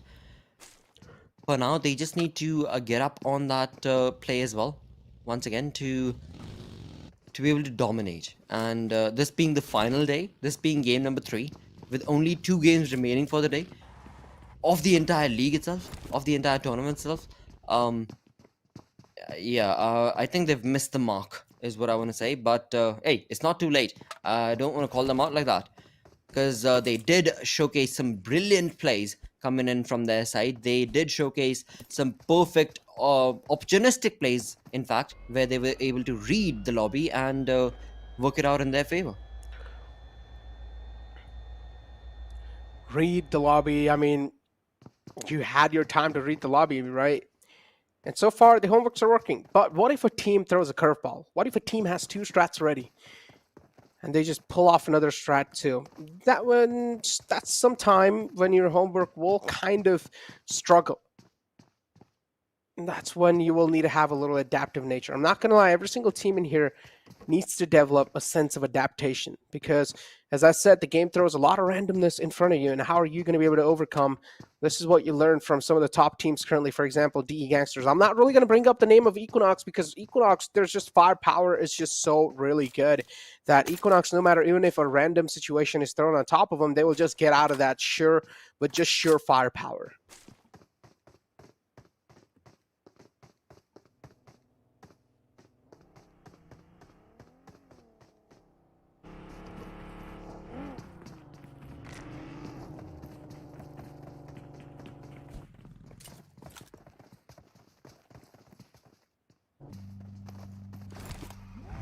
Power Brilliance,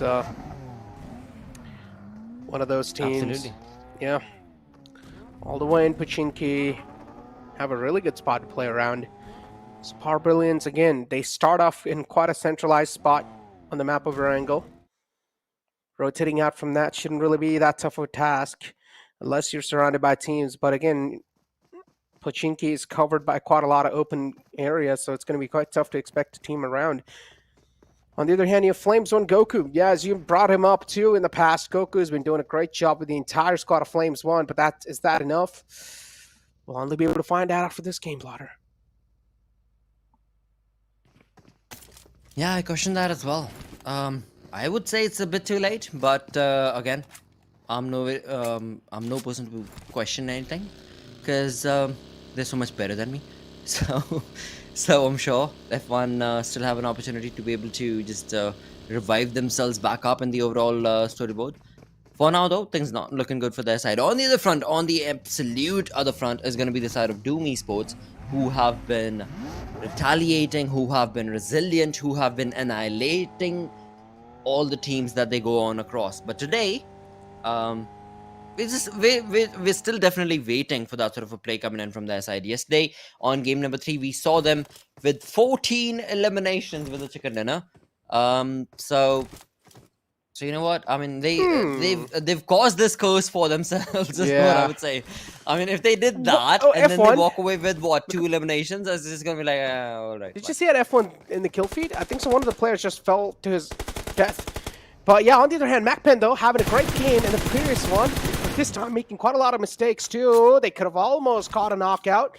Momo was in the receiving end, was taken down solo. Pelzang is still in the clotheslines. Sujal exactly knows where he is too. The nade's tossed in, but not going to be close enough. Did dish out quite a lot of damage. One more nade falling the same trail should do it. Tossed in too. Not going to be close enough this time. Pelzang will be in the safer sides. Did patch himself up in the nick of time too. Had a med kit to patch himself up, so that's why the HP is back to full again instead of being at 70% with a normal first aid kit. But MAKPEN, look, oh, the natives are so close. Pelzang is just hugging the rock right now. Will boost himself up too to now topple the HP. But Pelzang, oh, this is getting just way too close for comfort, Blotter. Sujil, he has no idea the amount of damage and the amount of sheer brilliant play that he was able to showcase right here, because he of course did not get that information, but MAKPEN know exactly where he's at as this team pushes on along against the players of Grim Gaming. Sujil and his teammates better be ready, because MAKPEN have made it across that LOC, and for now it is all going to be dominated based on how they're going to be able to push to get that opening for themselves against the players of Grim Gaming once again. Now Sujil is still sticking to that same, oh, thankfully he did drop down.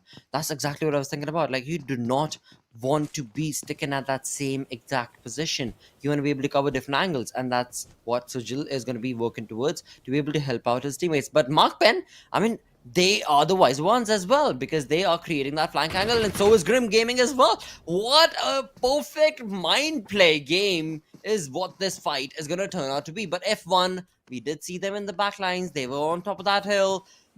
Can they deliver? Can they bring in a crazy third party against these two teams? It's going to be tough, man. MAKPEN in a really open situation. You never know where there's going to be team crashing up from the back too. A little line of sight from the hill can just change the entire course for MAKPEN. And yeah, a really good decision, I would say. MAKPEN realized the position they were in is not something they can rely on. So disengaging from that one is one of the most mature choices you can make in the entire game so far. And that's what MAKPEN are doing. Grim Gaming Esports, though, on the other hand, they have a decent spot in the entire zone for themselves, so they're looking quite good. AUG, the airdrop one's going to be on the board as well, ladies and gentlemen, with a little bit of upgrades if teams do want to go for it. They've got it right there. That is true. But in the mini-map, we can see that there's no team. There's absolutely no team. On PUBG call.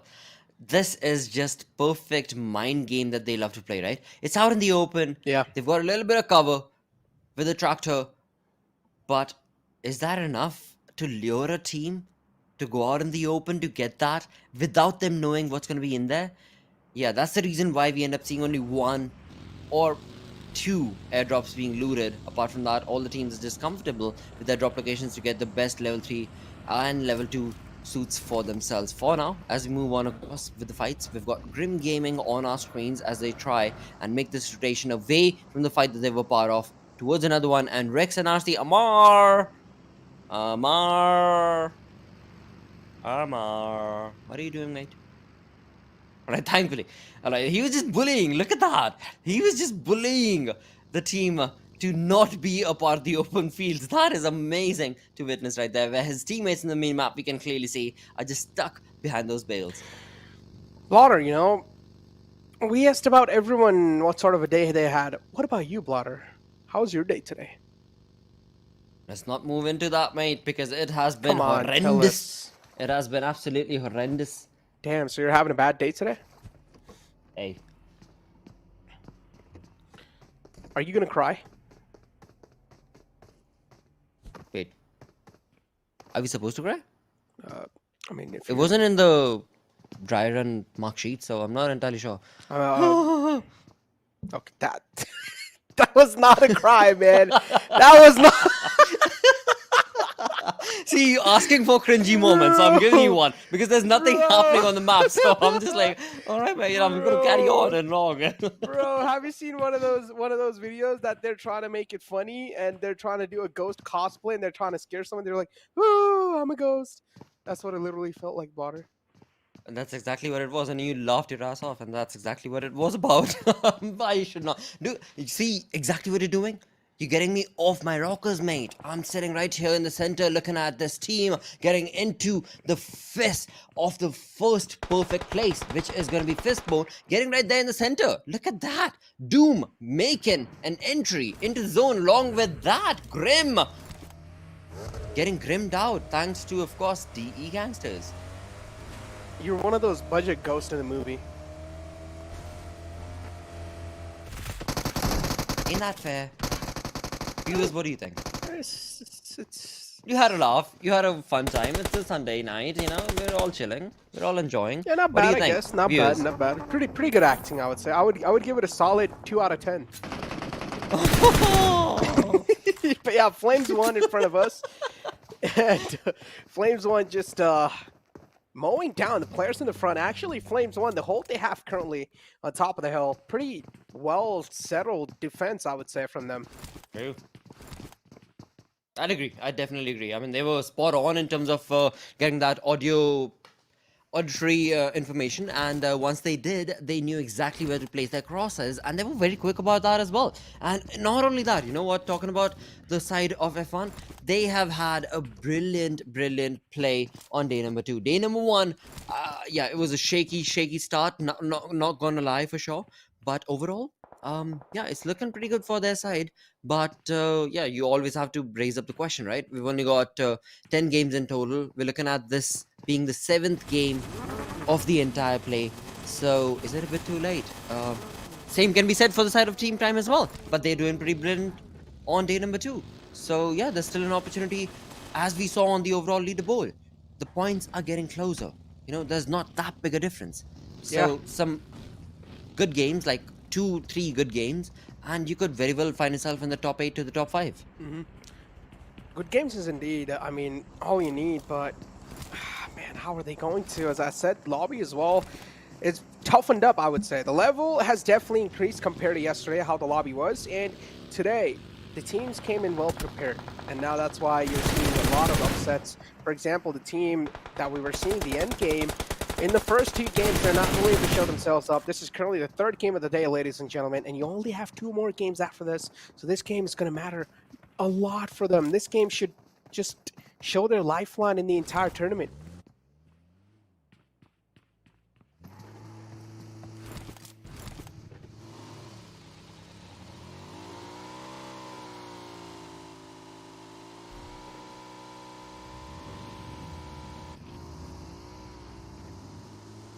Absolutely, and on the other front, of course, of the conversation is going to be the side of Roar Soldiers, a team that are trying, but sitting on that 16th, 15th position is definitely not working for them. Look at this. I mean, the synergy is just all over the board.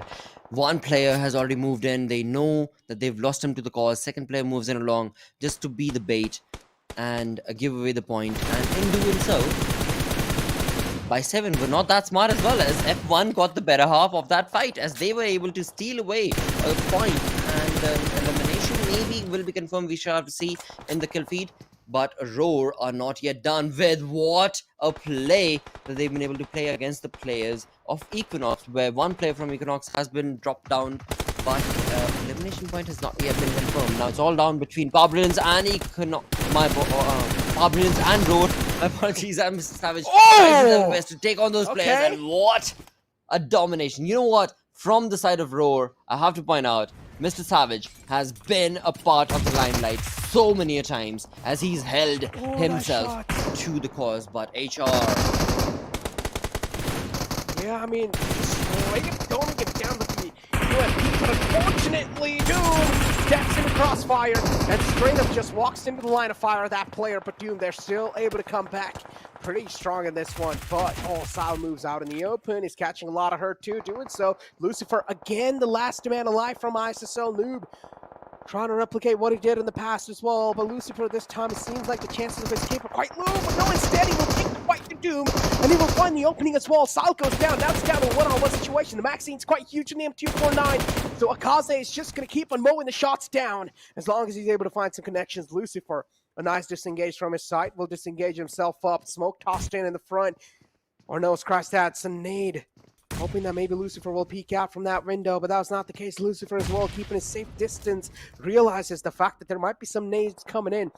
Lucifer playing this one out quite well. He should realize at this point in time the res is probably being stuck, but Lucifer does not want to go for any sort of risky play spotter.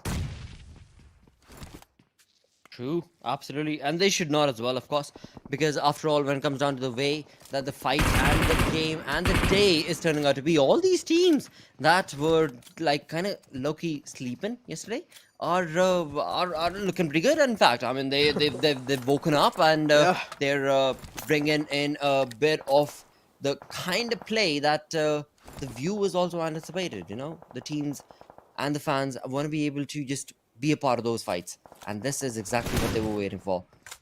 But Doom, down to a 2-man squad. Will they be able to recreate what they did yesterday? It seems like maybe not, is what I want to say. But what do you think, mate? I feel like Doom, they're definitely able to do so. We did see some glimmers of that, yes, in that previous game of Miramar. True that, yeah. So it shouldn't be tough for them to acquire these elimination points. And Doom, we've seen them, as I mentioned over and over again, we've seen them do this in the past as well. MAKPEN, though, on the receiving end, having a great past game. MAKPEN this time, they're struggling quite a lot in Erangel water again. You know what, talking about Caster's Curse, MAKPEN is going to be a team that I'm not entirely sure if they are under the Caster's Curse or over the Caster's Curse, but whatever it is, Over. I honestly anticipated, yeah, I think they're over, because we haven't really spoken about them that much. We haven't really pointed them and casted them out that much. And no matter what we talk about that side of that team, it is a bit of a slow pace coming in from that team, where indeed, like I was going to say, I anticipated a lot more. But yeah, that's how the cookies crumbled against them. But on the other front, Team Prime, hey, look at that perfect switch. From down to the ups, we've got Team Prime. That has absolutely been phenomenal. Looking to be perfect all-on-5 play as well in the kill feed. Taking on MAKPEN. Oh, wow. Across the school. This is them schooling MAKPEN as to what they should be doing. And yeah, MAKPEN and none the wiser. Talk about schooling, I mean, indeed, they're looking quite phenomenal so far. Fallen 5, though. Oh, look at the teams. Look at the amount of teams that are just stuck out in the open. They have the vehicles to play around with, but Equinox, on the other hand, they're somehow able to sneak in some slight and sightlines of the players of Grim. Sujil knocked out, going for the confirmation, too, tapping away. Will get one, has a little pixel, sees it, just waiting for the shots to hit, but eventually he should run out of blood, too. And he should be able to get confirmed for Equinox. Because we do have Equinox, 3 players still up. I mean, that's not going to be a concern for me at all, because we saw in the first game what they did.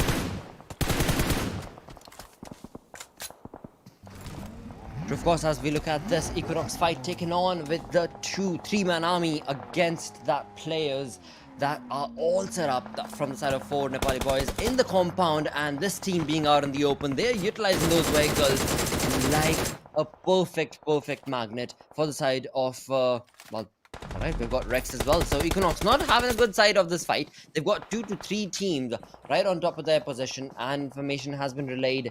But will Equinox be able to retaliate? Will they be able to walk away with points for themselves against these teams? On the other front is going to be Fallen 5, as they have fallen. We've got Pirate Zord, who has been dropped down to the cause across the apartments of school.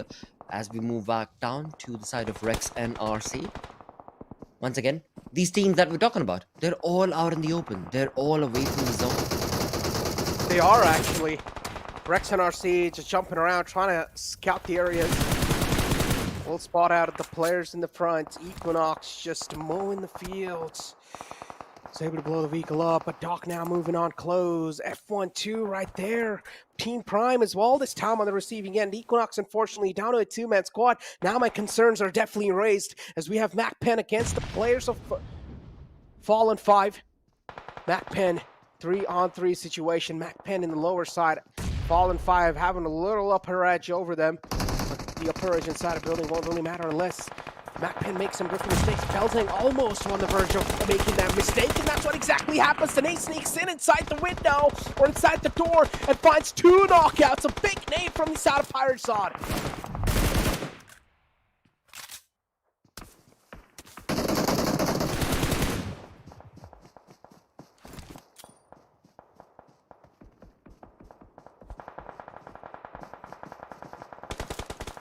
Big Nate just saying hello to those 2 players while we have Rex and RC trying to breach in inside the next zone. So we have their team in the front still. Grim, they're alive somehow. Rex and RC, nice confirmation. Fallen 5 easily out from the game. Doom as well will follow it up, but this time not a lot of points. Blotter, only 5 elimination points. That's something they cannot really work with. Flame F1 just straight up ramming their vehicles on the shack. Do realize this time they won't really have a lot of time to move in. As much as time you're going to waste, you won't have enough time to just move on in. The Wall of Death as well this time is going to do so much damage. It's going to be hard for that man to withstand it. Flames one moving on in slowly and steadily, but unfortunately they have to cross through open fields. 4 Nepali boys pinning them down. A lot of pressure on Flames F1, and same thing goes with 4 Nepali boys.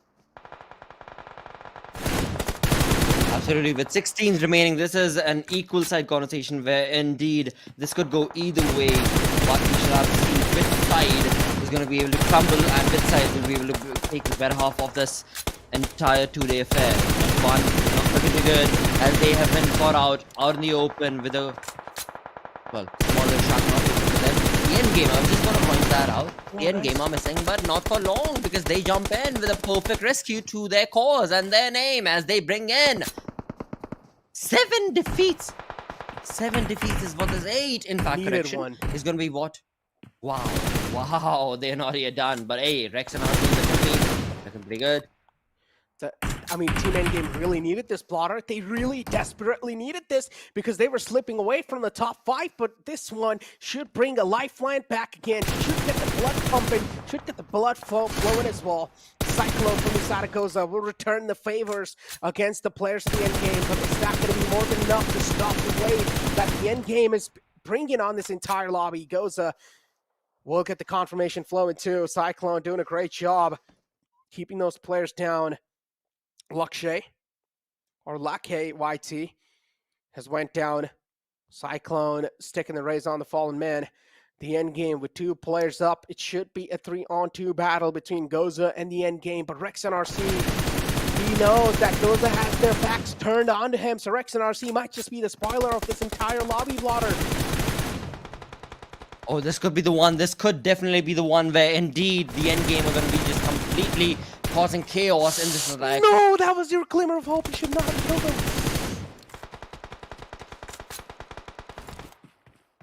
The end game just eliminating that player in the back. Rex and RC taken out. Now the end game has to cross through the open fields, and that's what they're exactly doing. Unfortunately, though, fortunately, they have some smoke grenades to cover them on the way in. Tossing in some nade, artificial red zone being made from their side. An insane artillery strike coming in, and there we go. Finally, Cool will find a knockout. Another one should be flowing through. A lot of damage dished out. GOZA, they're crumbling down under the pressure. They're being cracked open. Cyclone, the last man alive. Cyclone indeed has the caliber to pull something off like this. But the Wall of Death is moving in too from the back. A lot of pressure to handle. Cyclone cannot do it. And yes, there you go. Cyclone will eventually fall down. The endgame PS really needed this on a desperate time, and they get it too. And they do it in style indeed. With that, they've got the chicken dinner working for themselves with 12 eliminations. That's the way to go. With the gems working for them, the end game is absolutely in favor for the side of this team, where indeed they did get chicken dinners, not one but twice yesterday. This is going to be the 3rd one, moving them up all the way to the 2nd position in the overall ranking. Well, they are bringing up those numbers. They indeed are bringing up those numbers, Blotter. 12 eliminations, 27 points, 2,050. Really needed this, and Blotter, this changed the entire eyesight that we had. This changes the entire image that we had of the endgame. We thought the endgame likes to play that survival game. They like to be more mature. They don't really like to take a lot of fights, but with those 12 eliminations, the endgame proved us wrong. They were like, all right, you guys thought we were just good at the survival instinct of the game. No. We are also capable of the stones. We have to throw them at the people. Exactly, and they did that in style. And in doing so, let's have a look at which player was it that was just absolutely ludicrously in style all across the board. And that is going to be once again a player coming in all the way from the end game, ripping across the souls of the lobby. 7 eliminations. Yeah. 7 eliminations. That is a ludicrous play coming in the final play of this day. But again, this is not the final game, so yeah, they've still got opportunity to be able to make it all the way into the top 3. But yeah, I agree, man. Kree, a great performance from this man with Sitting 7 on second. eliminations, 1,147 damage dealt, 24-31 survival time, 3 assists, 5 knockouts. Kree doing a great job. Also got a little bit of steals here and there, but it's okay. You know, in the game of PUBG, it's all fair and all valid. Let's take a look at the top players, ladies and gentlemen, and let's find out who are going to be the top players of that previous game. As we do have, of course, Kree coming in from the side of TEG. Then you also have Rex and RC. Rex and RC, one of the players from that team as well. Amare coming in with 4 eliminations. Then you have Cool PS2 with 4. Then you have Doc as well with 2. And then you have Cyclone as well with 2. Absolutely, but again, I mean, it was a close game, of course. When it comes to the map of Erangel, we know for a fact it is always going to be a ludicrous ride, and this time around, it is all going to be favoring, thanks to the play coming in to Rip, of course, from the side of the end game play. But we've still got 2 games remaining. We have to still see which team will it be that will get the better half of Sandhawk. But for now, as we move across through the stats, we've got the match summary that will be displayed, and well, all right. So the teams are being a lot more cautious in terms of their play. The teams are wanting to annihilate what they see and not just focus on what they hear, which is a good thing, which is definitely a good thing. Thus, we've only got 3 grenade eliminations, 57 eliminations, and 0 vehicle kills. Longest eliminations. Yeah. Right there, 301 meters. That's quite cool. Yeah, 57 eliminations, 2 from the lobby with knocks of 67. Quite cool. As we have 2 airdrops looted in the previous one, but still did not see that AWM in that last game. But it's okay. We have 27 assists in total, Blotter, in that previous one, and vehicle elimination 0. No one got ran over by the vehicle, so at least I would call it a nice, friendly game, right? No one's trying to rub any sort of salt on someone's wounds, so a pretty friendly game from these teams as we do move on over to the match rankings. And let's find out how is the picture looking like. Endgame PS, of course, really well needed chicken dinner, and they do get it in style as well. GOZA right underneath them, and I'm so impressed by GOZA on day 2. From the game 1 of day 2 till now, GOZA has been so consistent for being in that top 5. Oh, they have. They definitely have, and they've pushed up that bar for the team sitting on that second position, because they have been so consistent, they have been so perfect. Average approach is what I would say for their side, which is working, which is absolutely working. 12 placement points with 4 eliminations, but looking on the front of the aggressiveness, a team end game, 12 eliminations, and the first page, we've got no team moving into the 2-digit for the elimination itself. Clearly indicates that the end game are here to absolutely take it on by a storm. But will it be enough? Because Equinox, still, without getting enough placement points, have 5 elimination points. Same is the case for Doom Esports from Mongolia. Indeed, man. I mean, let's take a look at the latter half of the board, Blotter, because Doom, we had a lot of expectations from Doom. I mean, I'm not going to lie, both these Mongolian teams didn't really have the game they wanted to. It's okay. Equinox, as I said, they have a nice cushion to play around with, and even 5 or 6 point every single game is going to be more than enough, I feel like, to just keep that top spot. Maybe like more than 10 points in one of the games. That should be more than enough to just solidify or nail down that spot. But taking a look at the latter half of the board, Blotter, as we have Team Prime coming in too, with 2 placement points, 4 eliminations, and total points of 6, as we have HellRaisers HR2 with 1 placement points, 4 eliminations, and 5 total points in total. But Par Brilliance, sad stuff. DE Gangsters, again, a bad game for them. A bad one, of course, with only 1 elimination point confirmed, with 1 point sitting on the 14th position when it comes to the match ranking. Yeah, not what we wanted to see coming in from the side of DE Gangsters. MAKPEN again, I mean, they had the limelight and then they just completely slid away from the side of that. Moving on to the damage graph, we shall have to see why and how did this factor in when it comes down to the play coming in from MAKPEN and the others. Look at that. I mean, again, I pointed it out right now. 774 damage coming in for MAKPEN. That is brilliant. But only 1 elimination point. That's not too good, man. That's not too good. Oh man, so many upsets, Blotter. I mean, DE Gangsters, Blotter, one of those teams that I was looking out for today, has been a rough day for them. I mean, I don't exactly know, man, how Gangsters are going to be able to pull it back because only 2 more games left, Blotter, and one of them is Sandhawk. And I'm not going to lie, Sandhawk is one of the most, like, random games, without a doubt. So how are they going to be able to pull it True. off? Because Sandhawk brings in so much randomness, and I feel like when it comes to Sandhawk, there is a strat that you can go for, which is the med strat. But other than that, if the zone's not really being your best friend, then it's tough to get a chicken dinner in Sandhawk unless you're an absolute insane team who's able to breach through teams' defense like it's nothing. Oh, dude. I mean, honestly, you know what? Now I want to really point it out and be like, the mid strat is a strat that was a pre gems era. It was long before the purple guy showed up. It was a long time ago. That's not gonna come back again, I'm sure. And that is something that these teams are trying very valiantly to be a part of. But yeah, you're so correct. It's an easy out, and you can definitely get a lot of points. So I'm not entirely sure why the teams are not. In fact, so many regions that I've seen that they're not really choosing to be a part of that strat. But maybe this upcoming game on the map of Sanhok could be the one that we see a lot of these teams participate in all those mid strats. But right now, looking at the overall storyboard, 113 points sitting on for Equinox. Sitting on the second is going to be Team Endgame with 3 chicken dinners, 97 points, 66 placement points. That is just ludicrous. That is just like, what is the entire lobby doing against the side of this team? Because they're so good in reading what the zone is going to be doing. And look at the end game. Just because Gangsters had a bad game and they had a good game, instantly bouncing back on the second spot, just taking over Gangsters' space or place, and Doom ESP again. Oh man, the woes continue for this one, dude.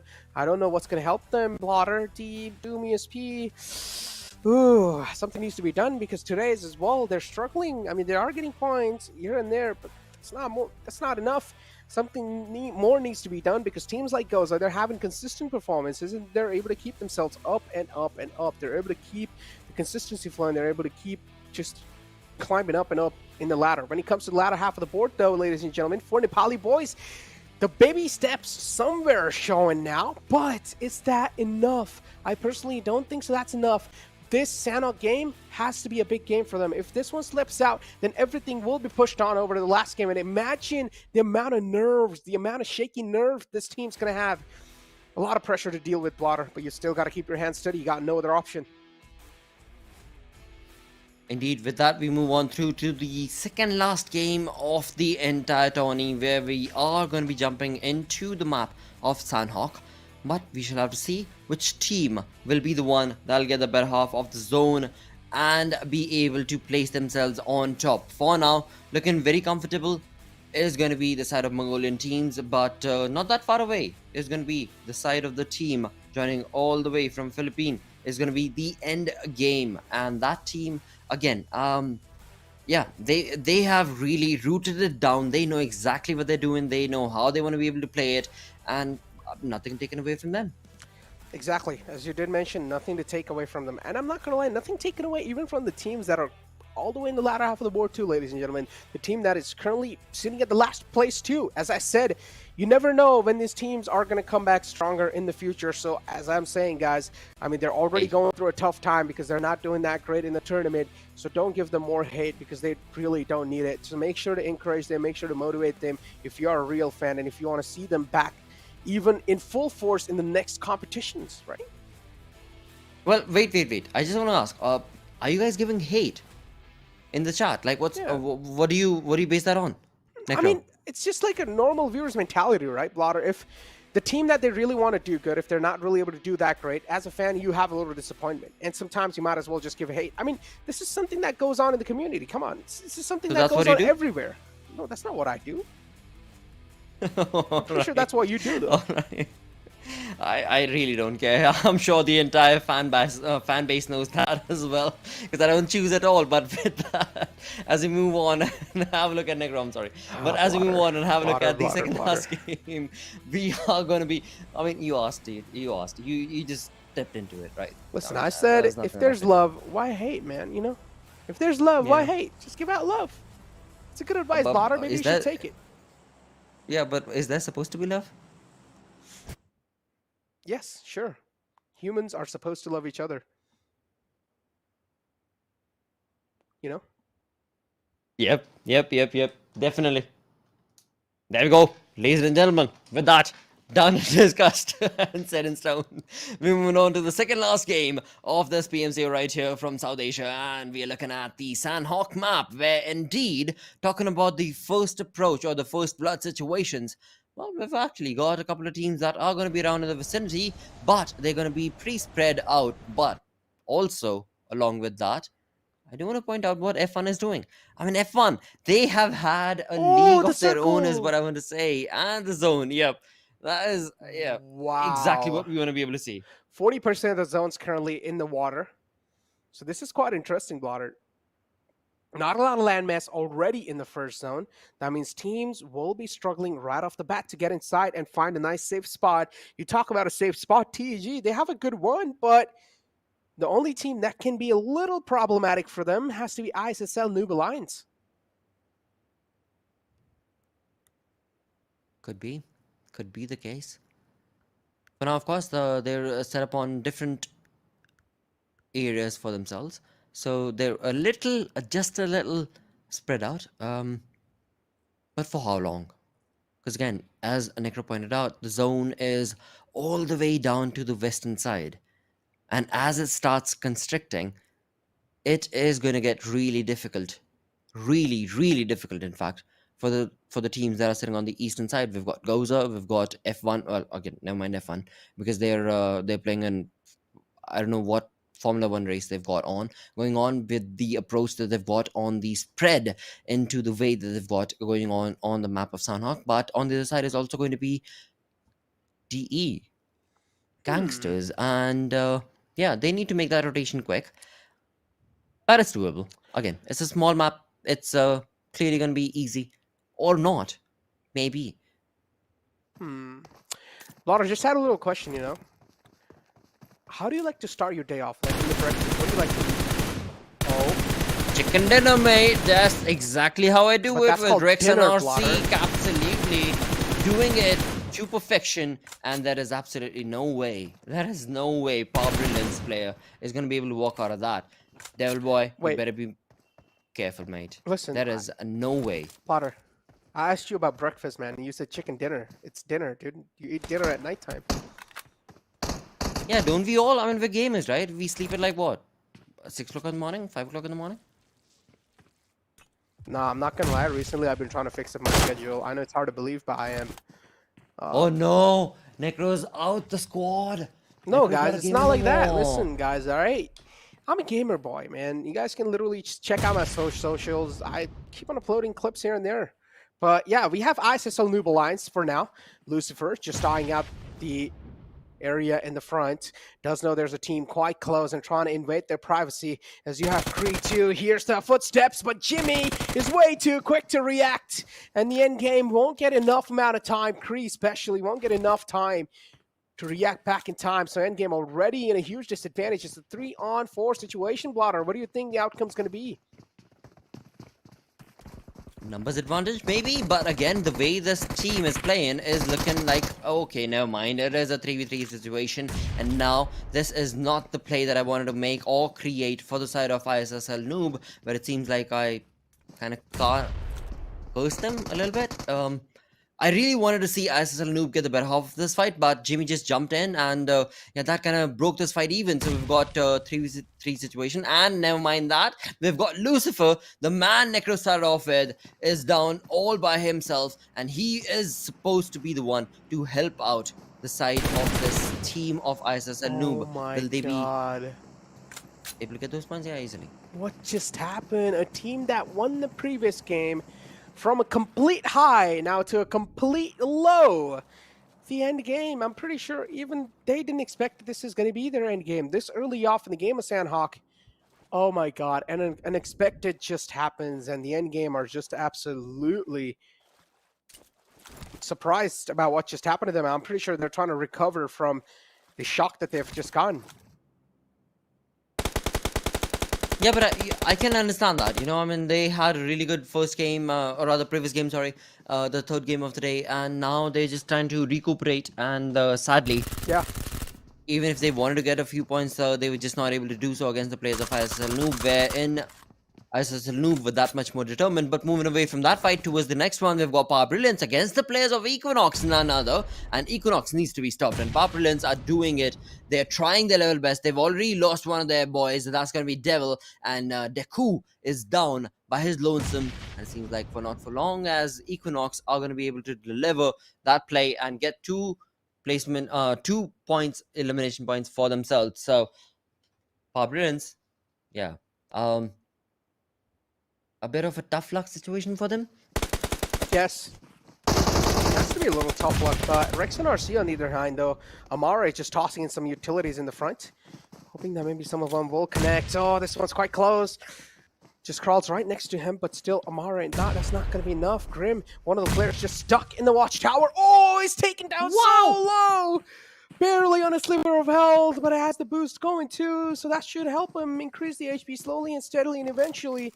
And look at Amare trying to create an angle. Hopefully, maybe he's going to be able to get the site locked in. Amare exactly knows there's a man trapped inside the tower, and this time he will also blow up the gas can that was right next to it.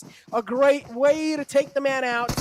Nice mind awareness show, nice presence of mind, and then there you go. Rex and RC just doing some light work on the players off Grim Gaming Esports.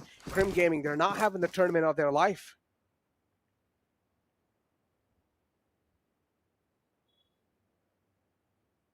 They aren't. As we move back to the stalemate approach coming in from the side of Power Brilliance against the players of Equinox.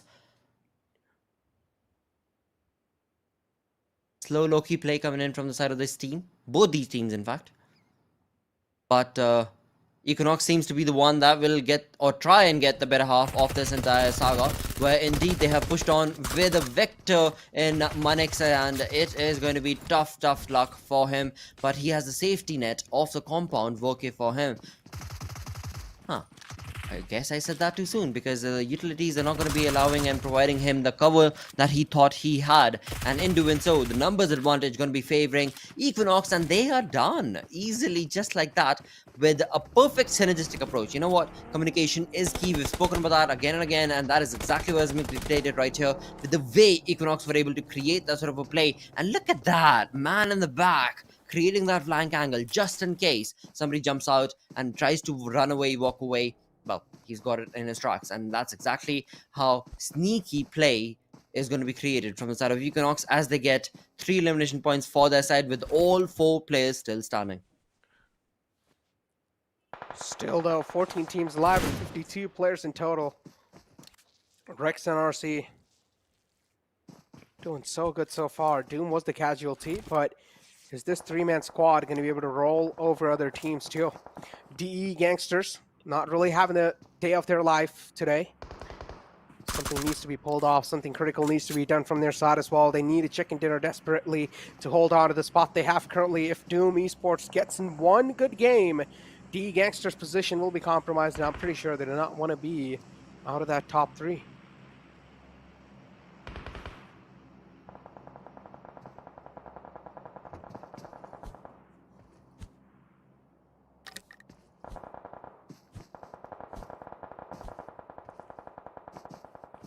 Slow start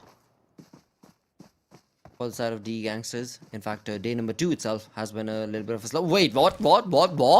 Road soldiers, are you soldiering across each other? What is going on in the kill feed right there, where we did just see road soldiers dominating against each other as they do not have anything to say in the lobby apparently. But on the other front is going to be DE Gangsters as they take on the players of Rex and RC. And Rex and RC, well, yeah, they were waiting. They were baiting, and in doing so, they've got DE Gangsters exactly where they wanted them to be. Baiting. Whoa. We talked about this. this. You can bait with Audrey Hughes. Ooh. Easy. Look at Shusty though. As soon as he just peeked out, caught a lot of bullets onto his dome right there. DE Gangsters, though, they're getting demolished from all across the board. Rex and RC, what a way to challenge the fight plotter. A nice spread, a 2-1 split. Realizing they only have 3 players to work with, but they still utilize those 3 players so perfectly. Amare is able to just mow through the lawn like it's nothing. DE Gangsters, now they're falling down. Nishan, the last hope alive, and he's also getting charged on by the players. Tommy gun in his hands. He was able to find 1 knockout, still 31 bullets in the magazine. We'll go for the fresh one too. Nishan is able to find one second one. What's going on? He might just find the third one too. And what? How did they get taken out? I mean, they were able to get rid of DE Gangsters, but it seems like someone from far away, oh, it's going to be Team Prime, just invading this fight and just getting the third party in and getting rid of the final man who was standing for Rex NRC. The fight did not work out for both those teams.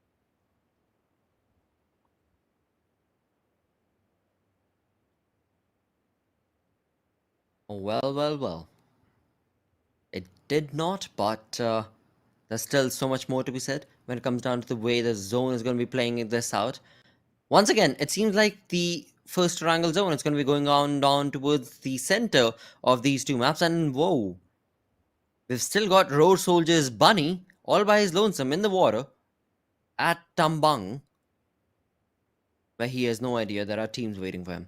So he really needs to decide which side is going to be swimming towards. Is it going to be the center? Is it going to be the side?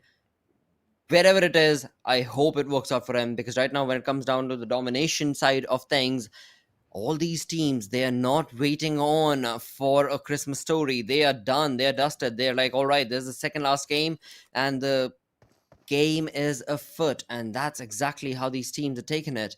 Every single side and way we look at, we've got teams trying to dominate. With just 12 minutes in, we're looking at 12 teams remaining. It's crazy, man. These Channel games, I'm telling you, sometimes they might have a crazy pace, or sometimes they can be absolutely slow, like a sloth. True. But for now, we have MAKPEN, Pelzang in front of us. Out in the open he was, but Cyclone could have had a nice line of sight, but unfortunately was not quick enough. So Cyclone does not want to go for the shots and give his position away. Instead, GOZA trying to be as quiet.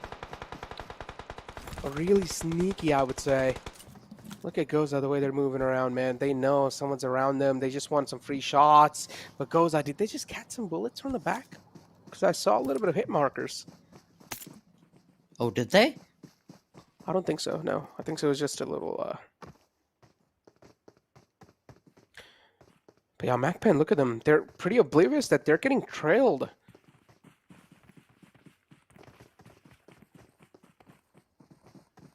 Yeah, honestly, when this entire thing started yesterday, I was keeping keen eye towards MAKPEN and really did want them to succeed. Really did want them to not succeed as in be on top, but have a good progressive play. But sadly, that's not how it's turned out to be. I mean, utilities working for them, positions working for them, fights not working for them. So I guess they really need to go back to the drawing board. I mean, they must have been really good in their region, but sadly, not the case as how it's played out in the two-day affair. MAKPEN, Pelzang just punch boosting his way on top of the mountain. GOZA too, moving in from the outskirts, from the sidelines.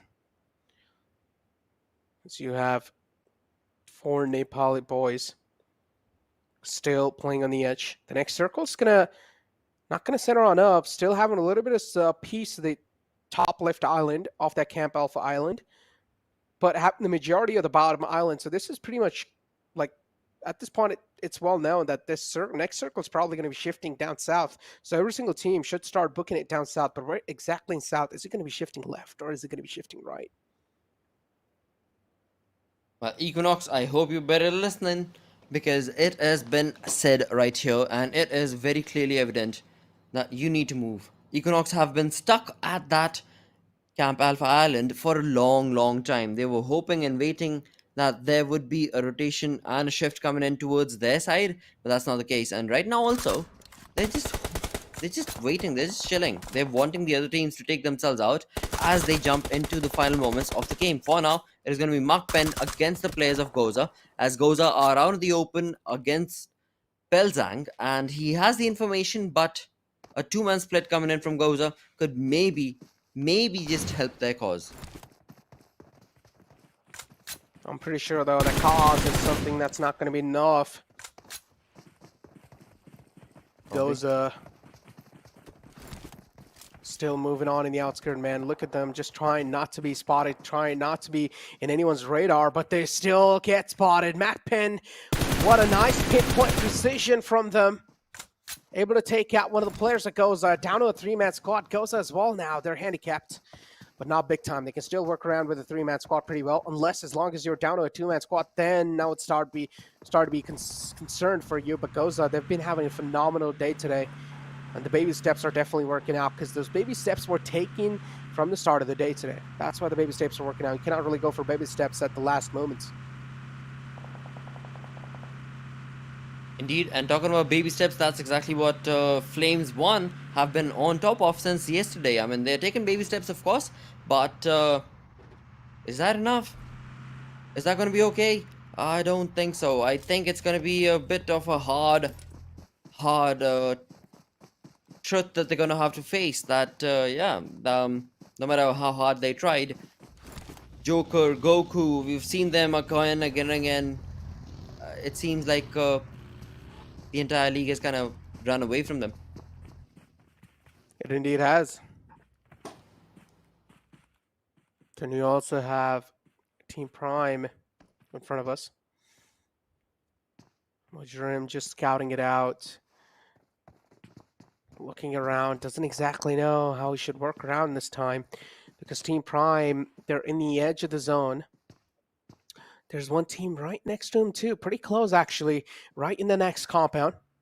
One of the players separated out. He spotted out the players of F1, looking for an opportunity, looking for the right moment to strike. But HellRaisers, are they aware that Team Prime is right on top of them?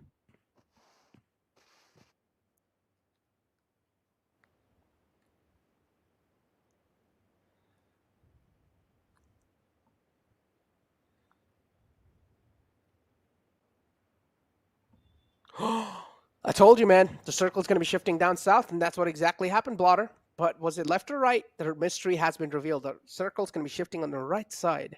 That means there are still a couple of compounds that are uncontested. For example, those little 2 shacks, if you see right in the center of the map, that spot is still up for grabs. If teams do want to go for it, any sort of hard cover at this point in time is really needed in the final zones. No matter what type of hard cover it is, you do see Equinox instantly sending it as well in their vehicles, trying to swim their way across because they know this next circle has to be a crucial one and you cannot really joke around it.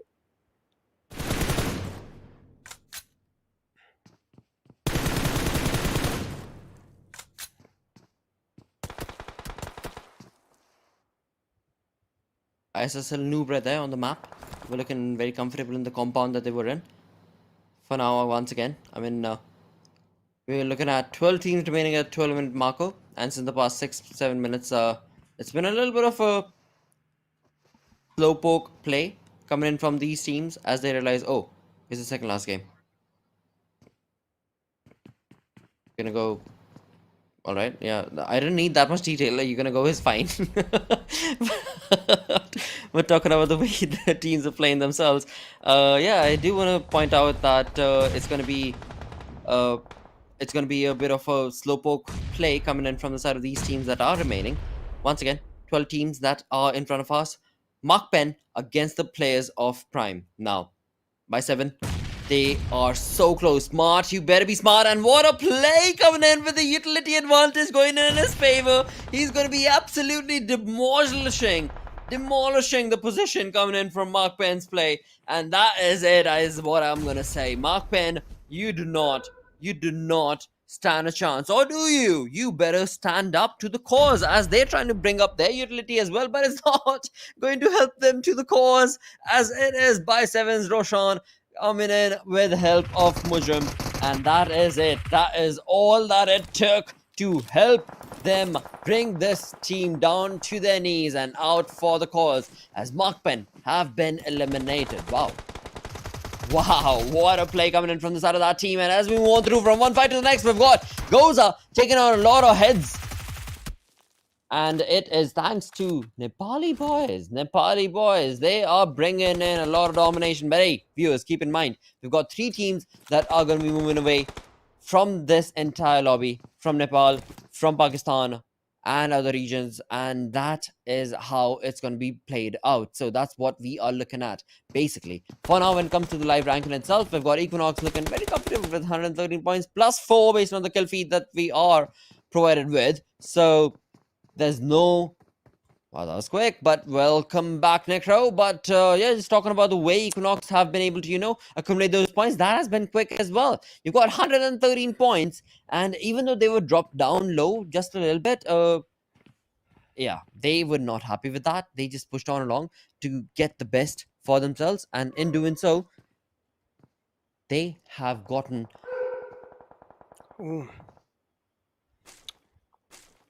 For Nepali boys, I mean... Just looking around. Doom Esports peppering shots in the front. Equinox could have been on the receiving end, but still, so far, Equinox, they've accumulated 5 elimination points. They're looking pretty phenomenal so far, pretty fantastic actually, with 113 overall points plus 5 elimination points at that end. How much is that? 8 points. So that means they're currently having 118 points on the overall rankings. Quite impressive. On the other hand, though, Doom, ESP, another one of those teams looking to get the grip back up on the game. DE Gangsters not having the game of their life, not having the day of their life, actually. Doom ESP slowly and steadily closing the distance on in, but it's still an uphill battle for them. Flames 1 having all odds stacked with them. While on the other hand, Doom Esports, the odds are stacked against them. For now, it definitely seems likely to be the case. We've got 8 teams remaining right here on the map of Sandhawk with 22 minutes in. This is going to be a crazy chaos that was, of course, ensued and, of course, anticipated from the side. But which team are we looking at that'll be able to get that chicken dinner? For now, Flames 1, even though they're just down to a 2-man army with Goku going down, they are not wanting to drop down to their knees without getting those elimination points. And 2 elimination points is what they get out of that fight. Yeah, I mean, okay. But you know what? To be very blunt about it, Goku, Alpha, Joker, they deserve much better. Or they would and should have deserved much better, but it's all down to their skills. And this time around, they're not looking good. Indeed aren't, man. I mean, I really want to be able to, give away sympathy votes, but I don't even have any sympathy for them because of the way they're playing, and I've gotta point them out.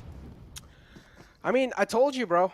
Look, these are the moments where you can actually be pretty, straightforward about teams. If you feel like some team is actually just doing some mistakes that you really need to point out, you can, because it was a 2-day event. You didn't really have a lot of times, any sort of slip-ups, any sort of mistakes, and you're pretty much, your position can be compromised. And that's what we've been seeing throughout the top 8 so far.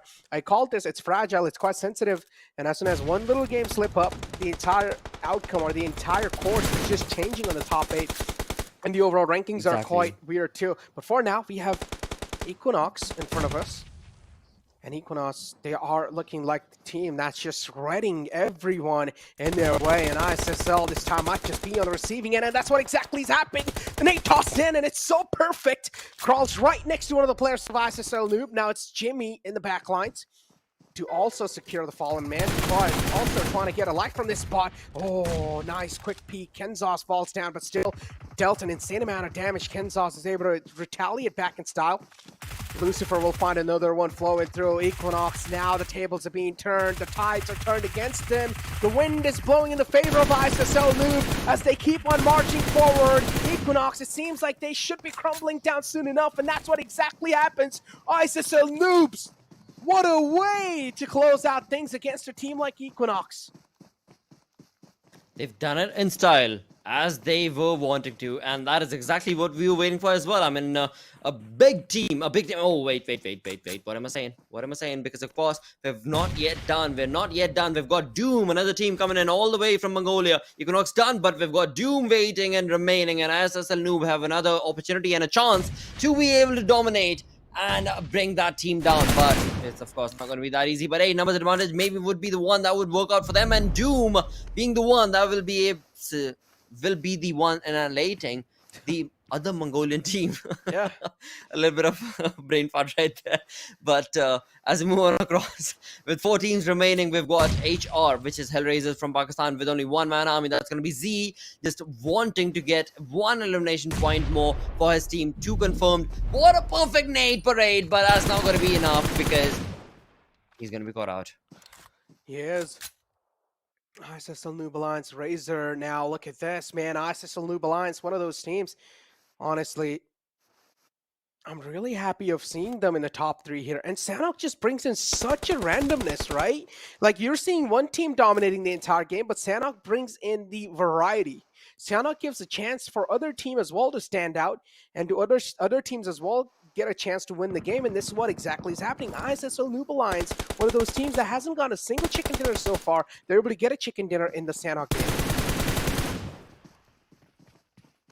For now, they haven't, but let's see. Maybe this would be the one where indeed there's 2 teams remaining. We've got ISSL Noob with 4-man army against the players of Doom, where indeed they have been caught out. Axe has nothing to say, as from one side to the next, it is going to be ISSL Noob pushing them along. ISSL Noob gets one more player, and that's going to be it. That is it. That is done. That is dusted. Easy as it was. Or maybe not. But ISSL Noob take the chicken dinner with a storming play. 13 elimination points from their side, 28 points in total, 5 overall ranking. That is looking good. That is looking good, with the second last game working in their favor. Is this a bit too late for the other teams? Yeah, well, I think we should point it out. Yeah. It probably is. It is. I mean, ISSL Noob, I'm not going to lie, this is just an absolute great way to end things out. And now their overall ranks, look at that, Blotter. As I said, one single good game can just catapult you all the way in the top 5. And that's what exactly is happening. ISSL, that chicken dinner just sent him up to the 5th spot. It's absolutely insane, Blotter. And again, I've also given a little shout out to the observers too. They're doing a phenomenal job. I mean, I don't feel like there's even a single piece of action that we've missed so far. I mean, there might be, of course, but I'm not gonna lie, I'm really loving the way observers are able to catch every single elimination.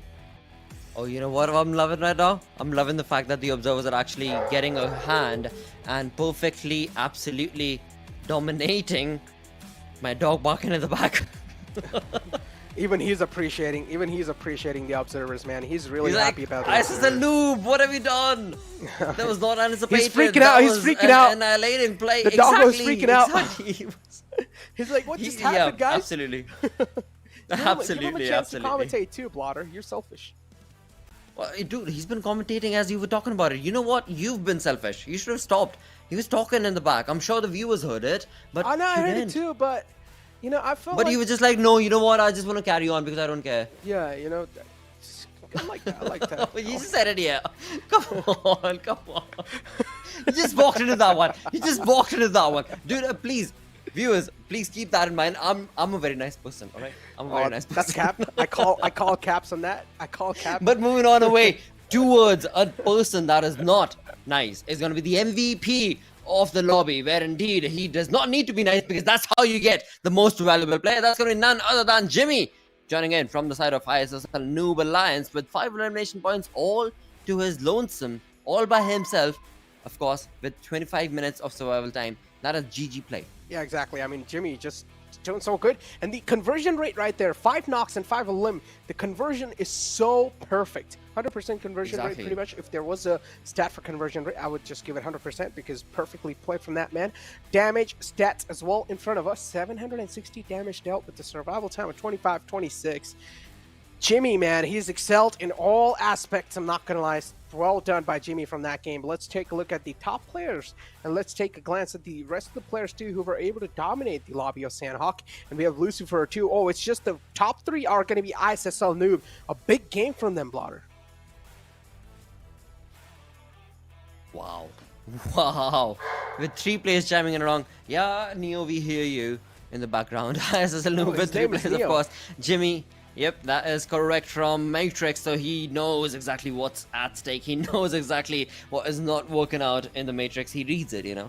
And on the other front, we've got 1 player coming in from Prime, along with, of course, we've got Nepali boy chiming along. That's going to be the man god with 4 elimination points, along with 4 and 9-5. So you know what? When it comes down to absolute precision-based play, yeah, the man got it. 4 elimination, 495 damage. Perfect domination. Perfect domination indeed. And man, let's move on over to the match rankings, Blotter, because that previous game, as I said, Sanhok is a game that gives other teams a chance too to get a chicken dinner. It brings in a lot of variety, and that's what I like. ISSL Noob finally able to sneak in a chicken dinner and also catapult themselves all the way in the 5th spot. Now all they need to do is a good performance, is a consistent performance, even in the last game, to keep that spot nailed down. It's going to be tough. It's definitely going to be tough, of course, but we shall have to see if that'll be allowed to them or not with one final game remaining. One final game. I'm waiting to see what the overall standing is going to be, but for now, of course, we're at the match ranking where ISSL Noob Alliance did get the chicken dinner, which is absolutely damaging. 100% damaging to the teams that are against them. 28 points compared to 17 points, sitting on the 2nd position. I don't even want to talk about it now. No. Alright, move on. 2nd position. 2nd page, please. Yeah, let's move on over to the other page. And let's find out how the other latter half of the board's going to be looking like. The endgame PS, we saw them, man. I mean, the tides got turned against them in that fight. Right off the bat, they got taken out. 3 players were taken out. They were handicapped big time. It was all down to the solo survivor of the endgame PS. And yeah, the solo survivor, I mean, I would say they did okay. You know, 3 total points acquired from that man. Got 9th position for his team, too. So I would say not bad of an ending for that man. On the other hand, let's Deadeye's, I mean, DE Gangsters, my bad. DE Gangsters, too. Look at them. Again, I mean, a bad performance from their side. They're not having the day they really wanted. And on the final day, you cannot have this type of a thing going on, you know? I want to see where they're at the overall rankings. I'm not going to lie. I really do want to take a look at the match rankings as quick as possible. Or the overall rankings, my bad. But let's move on over to the match summary, ladies and gentlemen. And let's find out how the exact stats of the previous game looked like. And 58 eliminations and 3 grenade eliminations. Okay, interesting.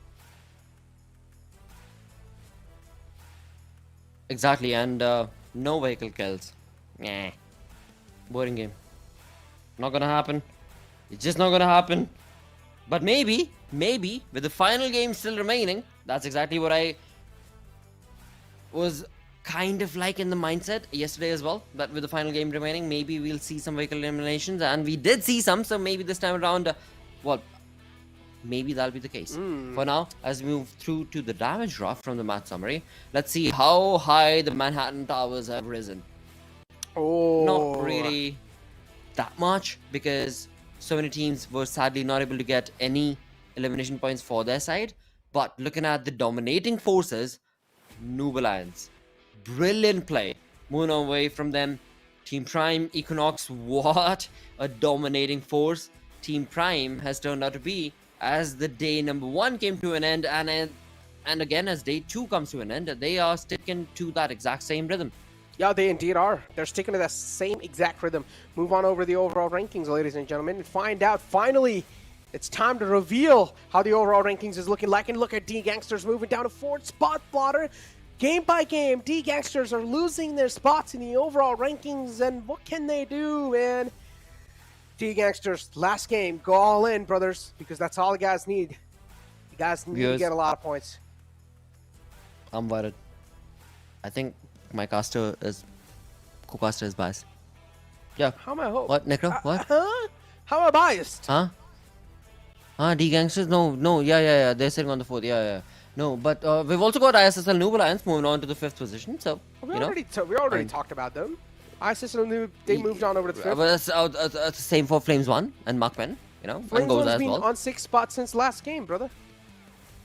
Yeah, but you know what? I mean, there's other teams.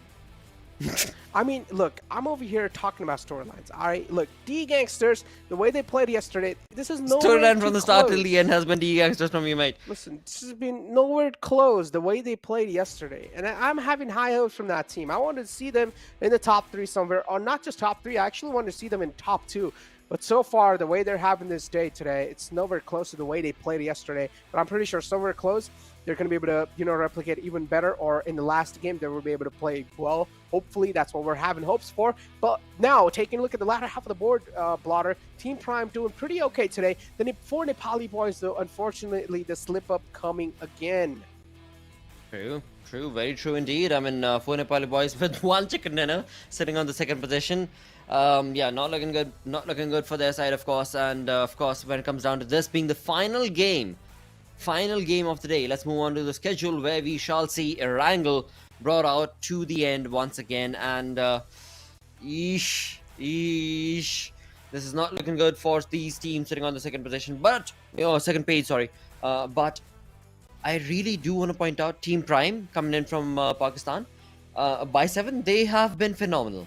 Yeah. The way they've been able to read the lobby, the way they've been able to progress on, the way they've been able to, showcase that brilliant play coming in from their side and read what is going on around them on day number 1 and then completely replicate that against their opponents on day number 2 is sheer brilliance. But is that enough? I mean, they've moved all the way up almost to the top of the second page, but will they move on into the top 8? Now that's a storyline I really want to be able to see. But D Gangsters, is it? Wait, this side. D Gangsters, what do you think? What do you think is gonna happen? This side. But, yeah, what do you think is gonna happen this side? D Gangsters, I don't know, man. I feel like they need to play this one safe, man. It's gonna be Wrangle. They've been doing quite well yesterday on your Wrangle too, so they have to go with safer play and then maybe try to just get as many elimination points as possible in the final moments of the game. But the survival factor is something D Gangster is really struggling with, because the fights they're taking, they're able to win those fights. Exactly. Don't get me wrong, they're able to win those fights somehow. But in those fights, they're taking a lot of damage, and that's something they cannot really expect. They cannot be handicapped early off in the game. But it seems like the game's lined up and ready too, Blotter, so we probably are going to be heading inside the final game of this entire PMCO, ladies and gentlemen. And this is where it all ends. The storylines will be closed after this one. The overall rankings will be revealed too. How will the top 5 be looking like? Will DE Gangsters stay in the top 5, or are they going to be kicked out of that one? This game will be the decider one. Or are some of the teams right underneath them, ISSL, Noob, F1, 2, are they going to be able to climb up in the top 5 or not?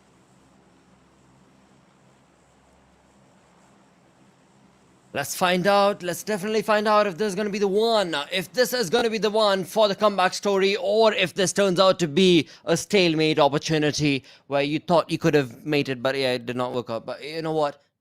There's still an opportunity. And so that is what we are going to be looking forward to. And which team is going to be able to convert that opportunity into a perfect chicken dinner night. And now, as we move across this final game, the final game of the entire PMCO of South Asia region 2022 is looking phenomenal.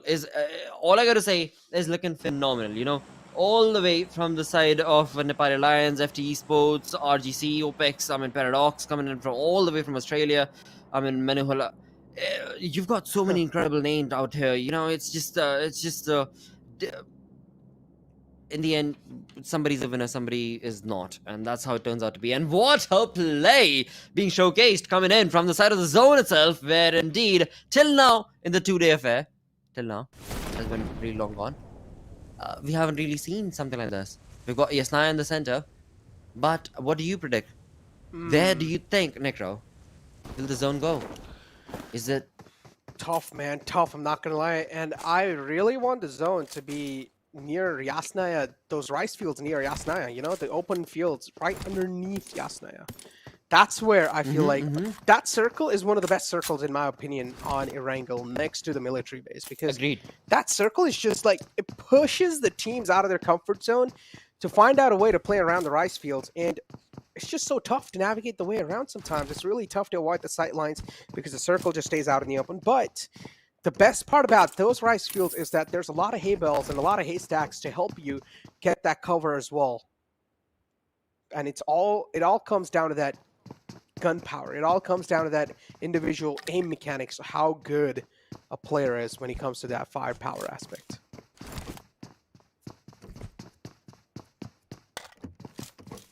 True indeed, mate. True indeed. For now, we're hearing a lot of footsteps as the teams try and get those loots sorted for themselves. But apart from that, I don't see any contestations that could be anticipated or expected based on how they've dropped. So even though this is the final game, I genuinely, Necro, anticipated that there would be teams, you know, trying to annihilate each other, trying to get that drop contestations or whatnots. But yeah, that's definitely not how it's turned out to be. So, slow start definitely is what this game is turning out to be. That in the center, Yeah. The next we've circle, got man. I'm pretty sure the next circle is something every single team will be looking out for. Because at the start, I'm not really expecting a lot of collisions early. I'm not really expecting a lot of brawls, a lot of skirmishes. I'm expecting all sort of action as soon as the next circle pops up and when these teams are going to start booking it for that better spot inside the next zone.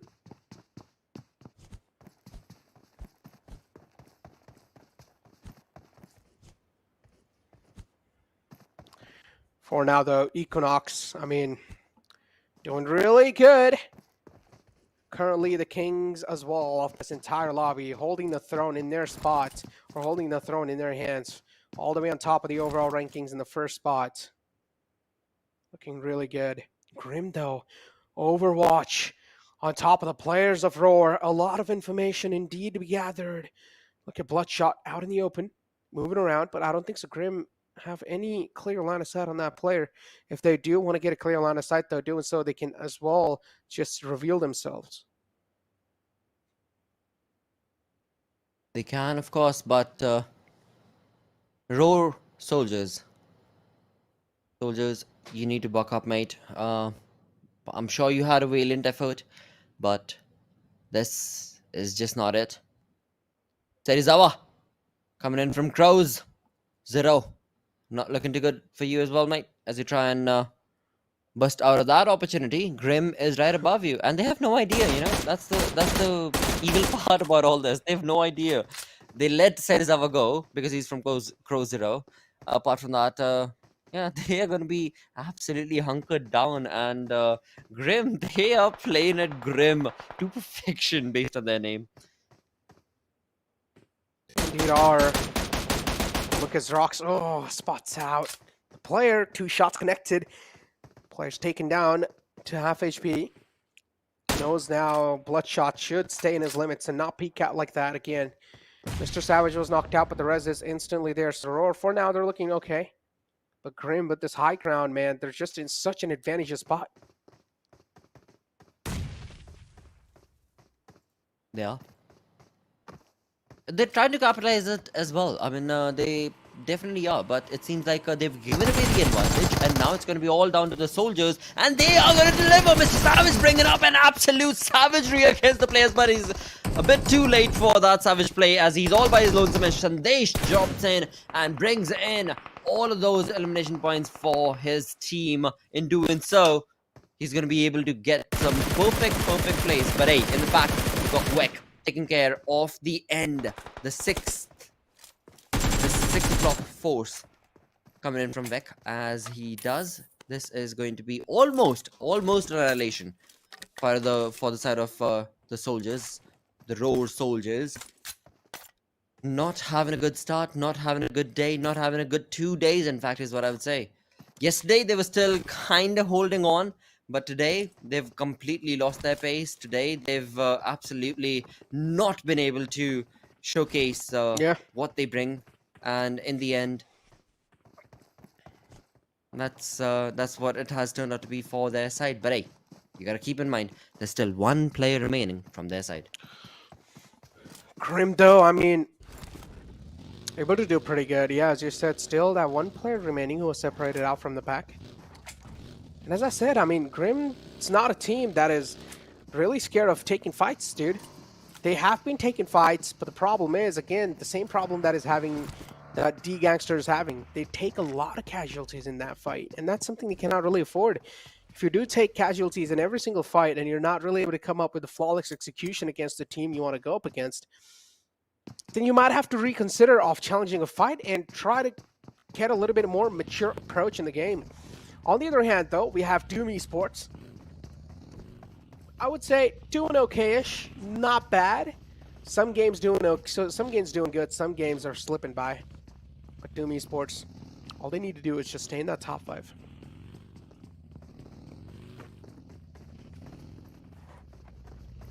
That's all they gotta do. They did it. I mean, they were part of it so gracefully yesterday, but today, Yeah. they've been ups and downs. They've been ups Hmm. and downs. Won't lie.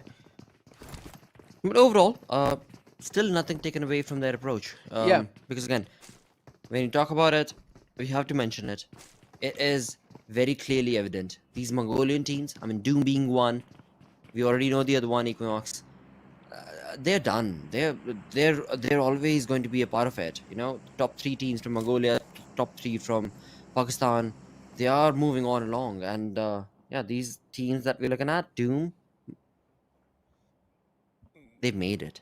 They have. There's nothing stopping them. In fact, Ooh. The next circle, though, Plotter.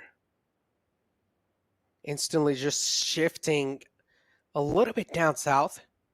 And I'm not going to lie, teams are going to be happy with this circle shift. It's actually favoring a lot of teams in here. I wanted it true. to shift somewhere on the right side, but we're probably going to be set up for a standard ending, I guess. But if it still ends near school and apartments area, huge fan of that circle too.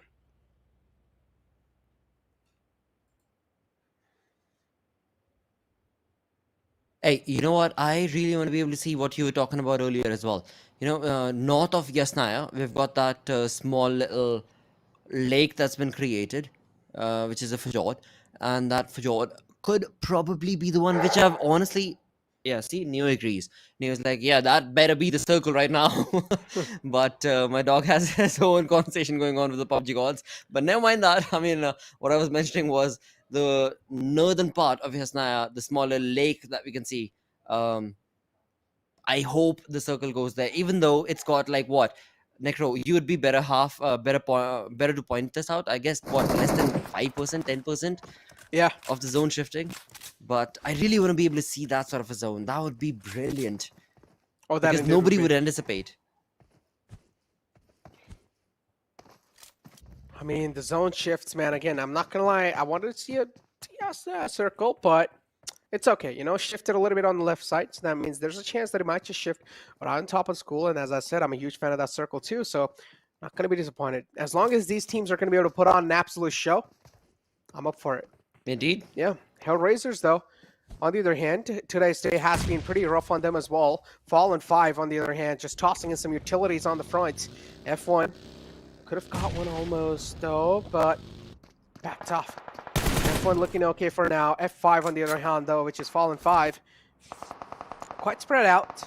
One of the players just trapped inside the bridge or underneath the bridge. Has Fallen 5. They're down to a 3-man squad. Unfortunately, Anish got taken out.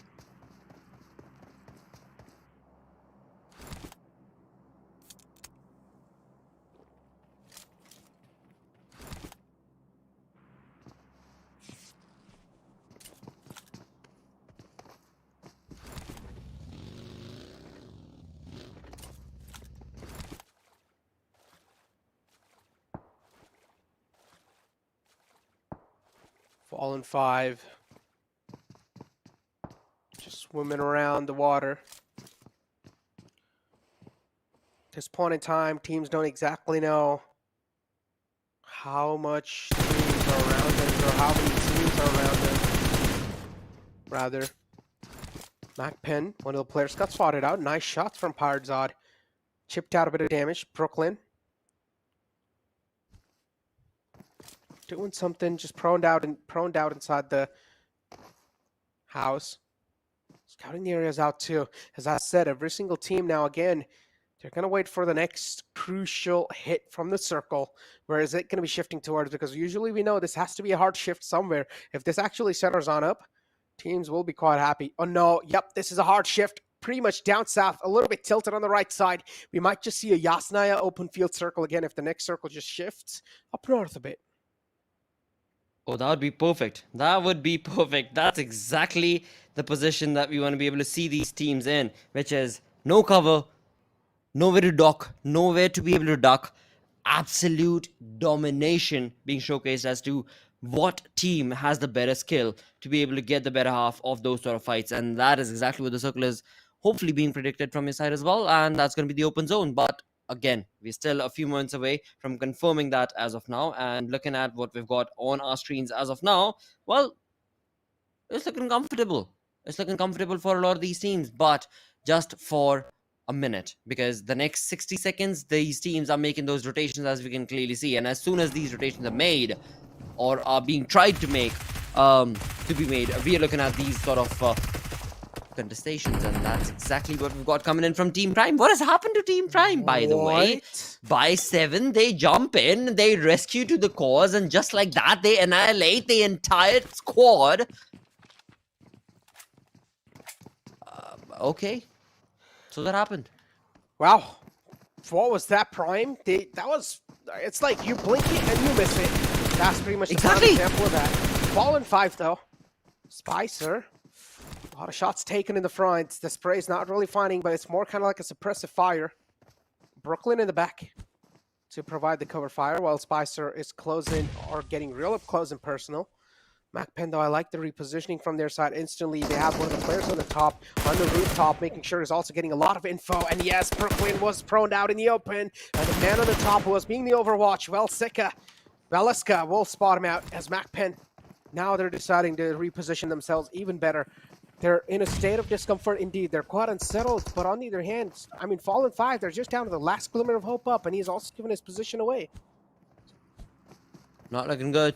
Not looking good at all. MAKPEN, I mean, they have definitely understood how the lobby's playing. They've definitely understood what the teams are going to be approaching when it comes to the fight, and they have pushed on to the entire squad. In doing so, Fallen 5, they have lost to the cause with just Nade Parade against the final player. That is going to be it. And the two elimination points confirmed for the side of MAKPEN, but the entire squad of this team has been annihilated. And look at that on the kill feed. We've got the end game still pushing on along, still trying to make some numbers for their side. We've got none other than Brilliance in their crosshairs, but that was just a knock. An elimination point has not yet been confirmed, viewers, so don't get too excited.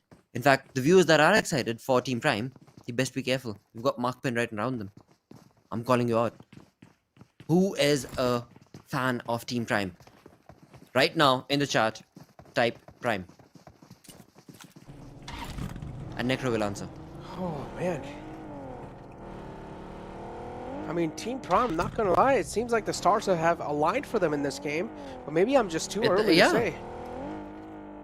Maybe I'm just too early to say because they still need to breach inside the next zone, and I'm pretty sure at this point in time the good spots should have already been acquired. But oh no, Flames won! The player's isolated all by himself. Goku in a 1-on-3 situation, but not anymore.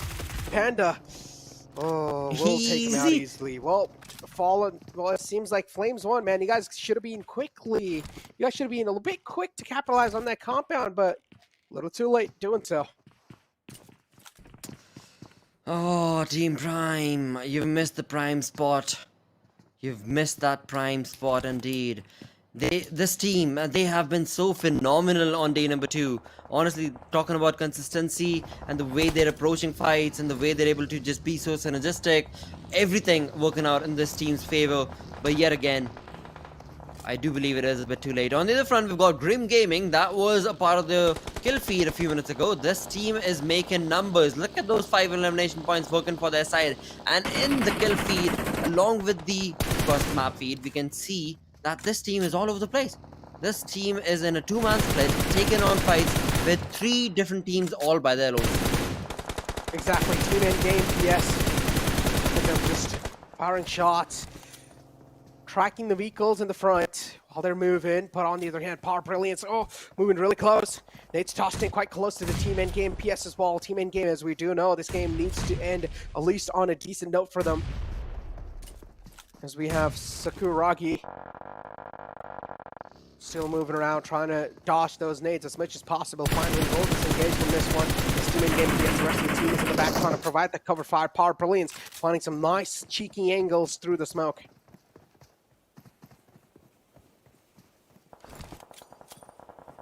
They're definitely trying all their level best, but is it a bit too much? Because they've got 2 players in this entire squad, and they're taking on this fight against the players that are a little bit far away. I mean, I won't lie, it's just a bit too extended, especially based on the fact that we already know that it's a 2-man army from Brilliance. So, is it all based on just they wanting to get those numbers? Are they just genuinely trying to go all out, YOLO guns blazing? what exactly is the strategy right here? One of the players has already left and gone into the blue zone. I mean, yeah, it's all sorts of chaos coming in from the side of approach that is being showcased from Brilliance. On the other front, for the side of team end, I'm sure they're questioning exactly that. What is going on with this team? Rex NRC on the other hand too. Amare knocked out. Sushti still there. Hazen as well, moving around here and there. Want to get the rest on the fallen man though. Amare should be back upon his feet soon.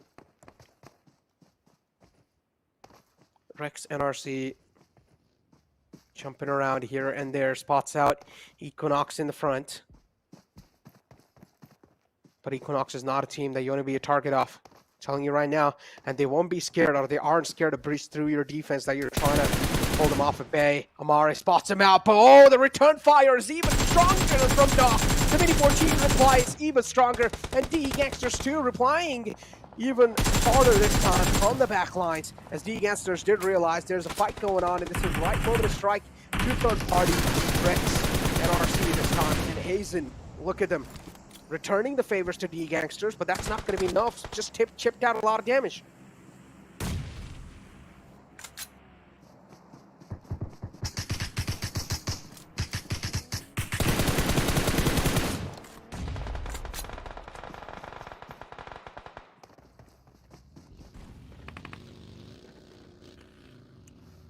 D Gangsters so far doing pretty okay when it comes to survival aspect, but there's still 12 teams alive. If they get taken out here, it's not going to be worth it. GOZA ESports getting charged on by ISSL. Noob Alliance, the confidence that because they won the previous game is clearly being seen from their side, and ISSL Noob Alliance just doing some light work on top of GOZA, a team that has been doing so phenomenal today. But GOZA in this game, they get taken out in 12th spot. GOZA, I'm pretty sure they're going to be just shaking their heads after that one.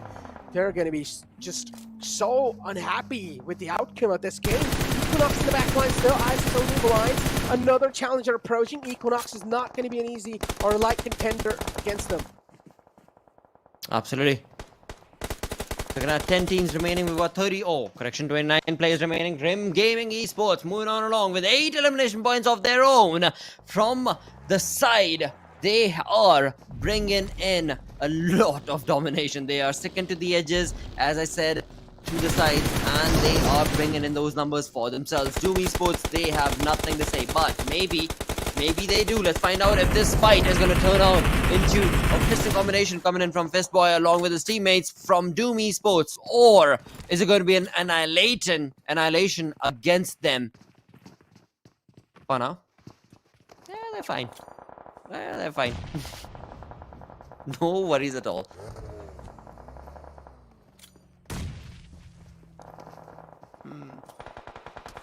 Equinox, though, just looking around still. They need to get a better spot inside the zone. Currently just in the outskirts, or just in the edge, I would say. Getting shot at by a lot of teams here. Equinox, they're quite exposed. I mean, at this point in time, I would just say every single team is exposed, but ISSL Noob Alliance is definitely looking the most confident in this zone.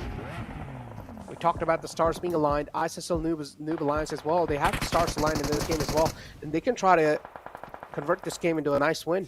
And unfortunately, the circle actually being the enemy of Equinox shifts away from them, way too far away. That means Equinox will now need to travel out in the open. They will have to find some insane knockouts in the team in the front to even make that rotation blotter. It seems likely to be the case, and 17 remaining.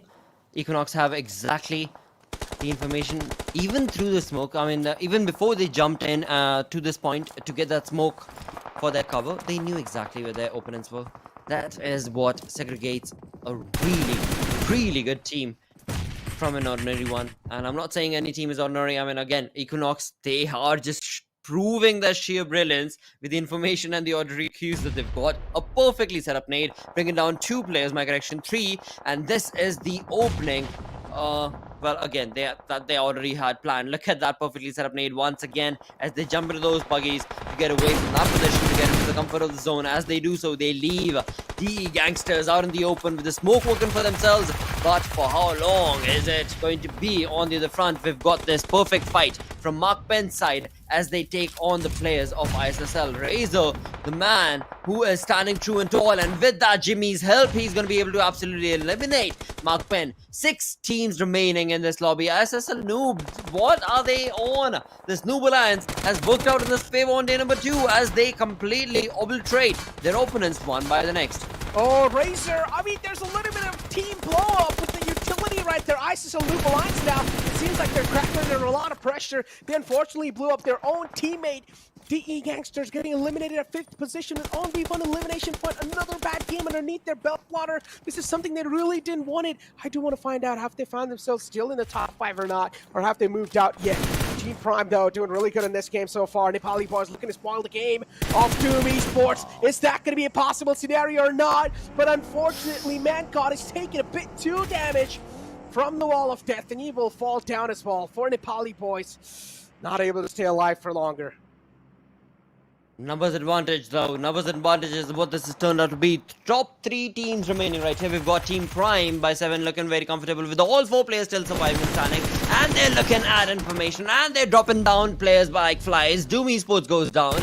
As they do so, this is the opening that Team Prime were hopefully waiting for, as this is when they have the opportunity to rise up, to raise up the glasses to the cause as they get the chicken dinner, but not long before Doom Esports have something to say to all of that, as Fistboy jumps in with a fisting blow, and he will be able to dominate against the force of Team Prime for now. But you know what? The X factor in all this? There's still that 3rd team, and that's only 1-man army. So yeah, it's like easy. All right, you guys have that fight. I'm gonna chill around, and I'm gonna be able to get those elimination points as well as those placement points. Team Prime in a really prime spot so far. A nice spread to work it out as well in the controlling spot of the entire zone. Team Prime, they have sight lines all across the zone, man. And it seems like they're not going to let anyone breach in unless if they're trying to take a sneaky approach. One of the players from Doom spotted out. That's an easy knockout for Mujrim. Shouldn't be that tough.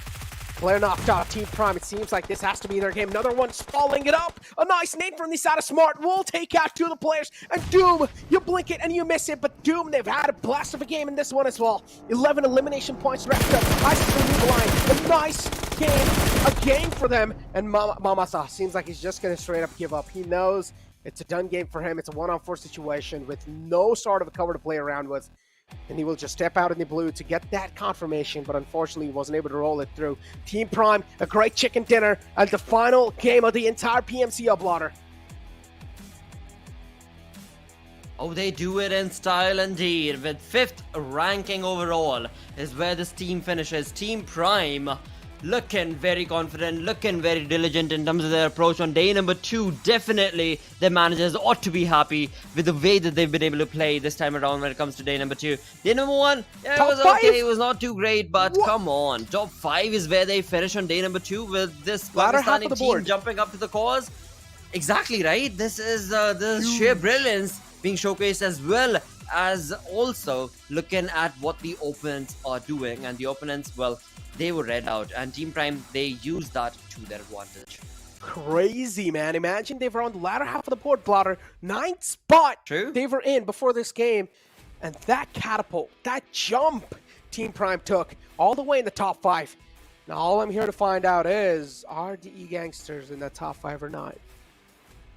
Oh, that's a good one. You know what? That's a really good one, because that's not something that I was looking at. And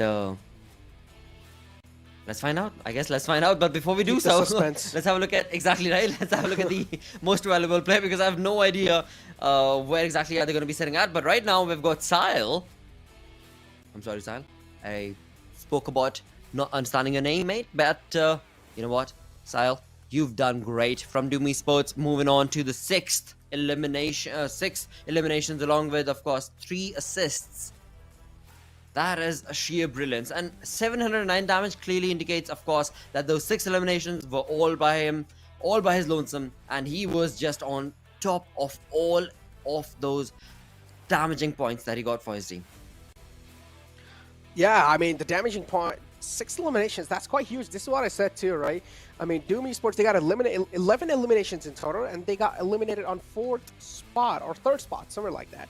And that's quite a decent ending, I would say, considering it was the final game. So Doom Esports, they have to be somewhere in the top 5. I mean, they were in the top 5 without a doubt, but I want to see if they kicked out Gangsters or not. But now we have the top players of the previous game in front of us, ladies and gentlemen. Style, of course, has to be there. Jimmy, too, again from ISSL Noob Alliance, showing himself up with 5 eliminations. Akaze from the side of Doom with 4 eliminations. And Prime players, finally, we're able to see them somewhere in the top 5 players. Let's move on to the match summary. Let's see. What is it going to be? Do we have any vehicle elimination? You know what? In the 2-day affair, I've been talking about vehicle eliminations, but there hasn't been a single one on the feed. There's never been one on the screen. And I guess, yeah, with 0 elimination once again, yeah, it clearly indicates that the ratio just wasn't fair enough for them to be able to bring up that sort of a vehicle elimination. But 10 grenade eliminations? Wow. Crazy. Wow. I'm telling you, man, these open fields sometimes, where you don't really have a lot of cover and where you know that maybe there's an enemy right there in that smoke, that's when the innate eliminations come in so handy. And then you have 3 airdrops looted too. Airdrop heavy game as well, that previous one. And then you have 57 eliminations, 63 knockouts, 339 meter longest elimination. That's impressive. And yeah, total heals of 6,270. Not gonna lie, Blotter, I just cannot wait for that overall ranking board to be revealed, because that's what I'm here and sitting and waiting for. But before that, you know, the Puppet Master has to keep the suspense going. So before overall rankings, let's check out the match ranking and let's see how that one looked like. Match rankings in front of us. Team Prime, of course, with 12 eliminations and 15 placement points. They've catapulted themselves all the way in 5th spot in the overall rankings. But with 27 total points, Team Prime are looking absolutely phenomenal. Oh, they are. Oh, they are looking brilliant. They are looking absolutely pristine with those elimination points as well as the placement points working for the side of Team Prime. Doom Esports, 21 points, had a valiant effort with 10 placement points. Of course, they were wanting to dominate this final game. They tried their level best, but Team Prime got the better half of their side. On the other front, as we move on through to the second page, I do want to be able to see what exactly is going to be the play. Looking at how the second page is, Team Endgame, their play was kind of stopped in track. On the other front, Roar Soldiers, Fallen 5, Rex and RC. Oh boy. Oh boy, Rex and RC, man, I'm telling you, they got picked off from all the different angles. The way they got challenged from the back lines by DE Gangsters was just brutal. Because Rex and RC, unfortunately, they were fighting against Equinox, if I'm not wrong, and then Doom Esports just, or it was DE Gangsters, actually, who just chimed in from the back lines and who took out the players of Rex and RC one after the other. A third party is so hard sometimes when you least expect it.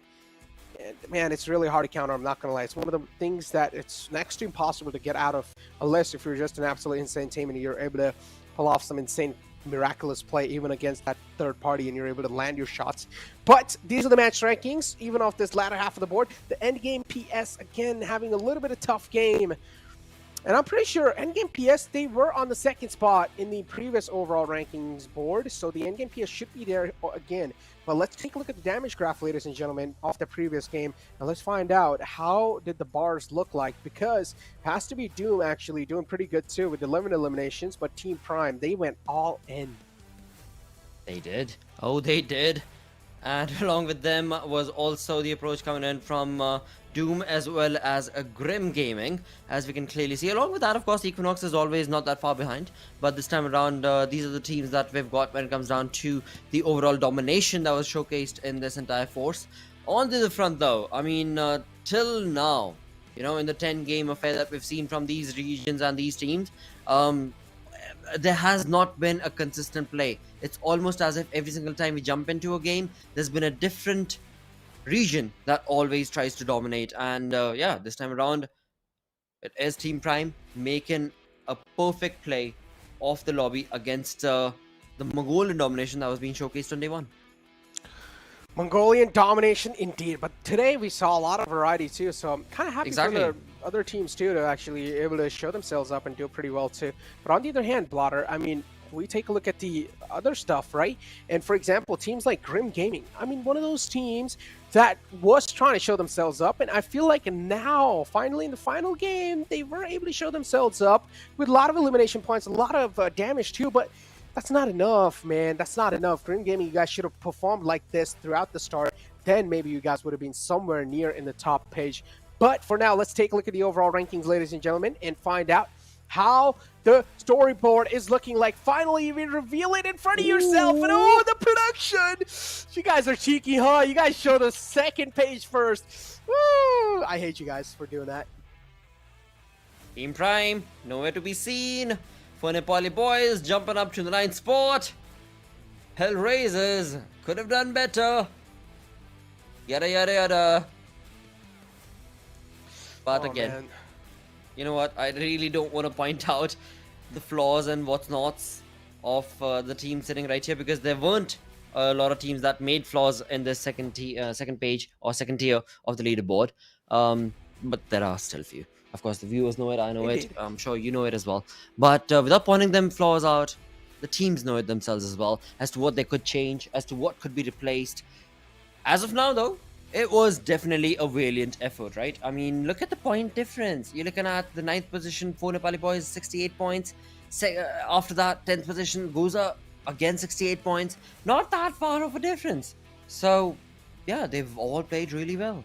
Yeah, they've played really phenomenal. Please, production, just show me the first half of the board. God damn it. I've been waiting here for the entire day almost. And oh, there we go. Okay, so Doomy has been finally shifting themselves up in top 2. And DE Gangsters, oh my god, kicked out of the top 5, Blotter. What a plot twist at the final moments. DE Gangsters not in the top 5 anymore. ISSL Noob Alliance kicking them out, including Team Prime. And oh my god, this is insane. Team Endgame PS is right there too. MAKPEN, I'm really happy, ladies and gentlemen, for a team that came out of Bhutan, if I'm not wrong, from the Bhutan region. And I'm so happy for a team like MAKPEN to finally show themselves up here too. A decent performance from their side. Props to MAKPEN, but god damn, these overall rankings, oh boy, did not expect D Gangsters to just be kicked all the way out of that top 5 right there, Blotter. That's something I'm really surprised by, but that jump from Team Prime, 4 spots jump, insane, insanity.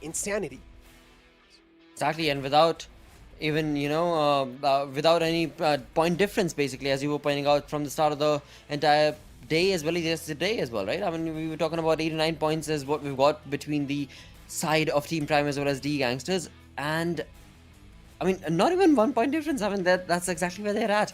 So yeah, it has definitely turned out into a bit of tough luck for the side of D Gangsters. On the other front, I do want to point it out that when it comes down to the regions, right, Necro, they've got top 3 moving on along. So let's kind of phase that out for the viewers as well. Top 3 from every region, ladies and gentlemen. Top 3 from each region will be moving on in the future competition. So yeah, as I said, there was a lot of opportunities for these teams, and the teams that still haven't really made it, or that teams that were not really able to qualify, well guys, better luck next time, because I know you guys are not going to give up, and keep going with that attitude. Absolutely. And with that, another point to bank on to that conversation is going to be the Gangsters. They're the first in the top 3 of Nepal, so yeah, they're good. Yeah, they're looking pretty okay so far. Yeah, I'm not gonna lie. Yeah, as you did bring it up, they do seem like they're gonna be the first in the top 5 of the entire Nepal. Yeah, they are actually. So D Gangsters, they're on the safer side for now. Looking really good, man. I'm really happy for teams like the Endgame PS and even MAKPEN doing such a great job staying in the top 8. MAKPEN too, somewhere in the final moments of the day, in the last day, or in the second day, I would say. MAKPEN were able to pull it through. They were able to get it together, and they were able to pull it through. MAKPEN, a great ending from their side. But Blotter, not just that. This is not just it. Overall rankings, one more secret to be revealed, one more plot twist. The elimination leaders to find out who was the most dominating man in this entire tournament, and it's going to be Equinox East 922 with 25 eliminations, 5,118 damage dealt with the average survival of 2214. Absolutely. On the other side, we've got Akaze with only 1 point difference in terms of the eliminations. 24 point when it comes down to the elimination. But look at the damage. I mean, the damage is stark difference. 4,700 compared to the 5,100. Yeah, it definitely clearly showcases why East was up on top. Yeah, I mean, indeed, man, did a really phenomenal job. I'm not gonna lie. But, ladies and gentlemen, now back to us, because I'm definitely going to be having a surprise face, because I just don't know what just happened. It's really hard for me to recover from what I just saw in front of my eyes. The Gangsters kicked out of that top 5. And Team Prime just catapulting themselves in the last game. Surprise, surprise. Team Prime was like, surprise, surprise. Guys, you thought. True. Crazy, man. True.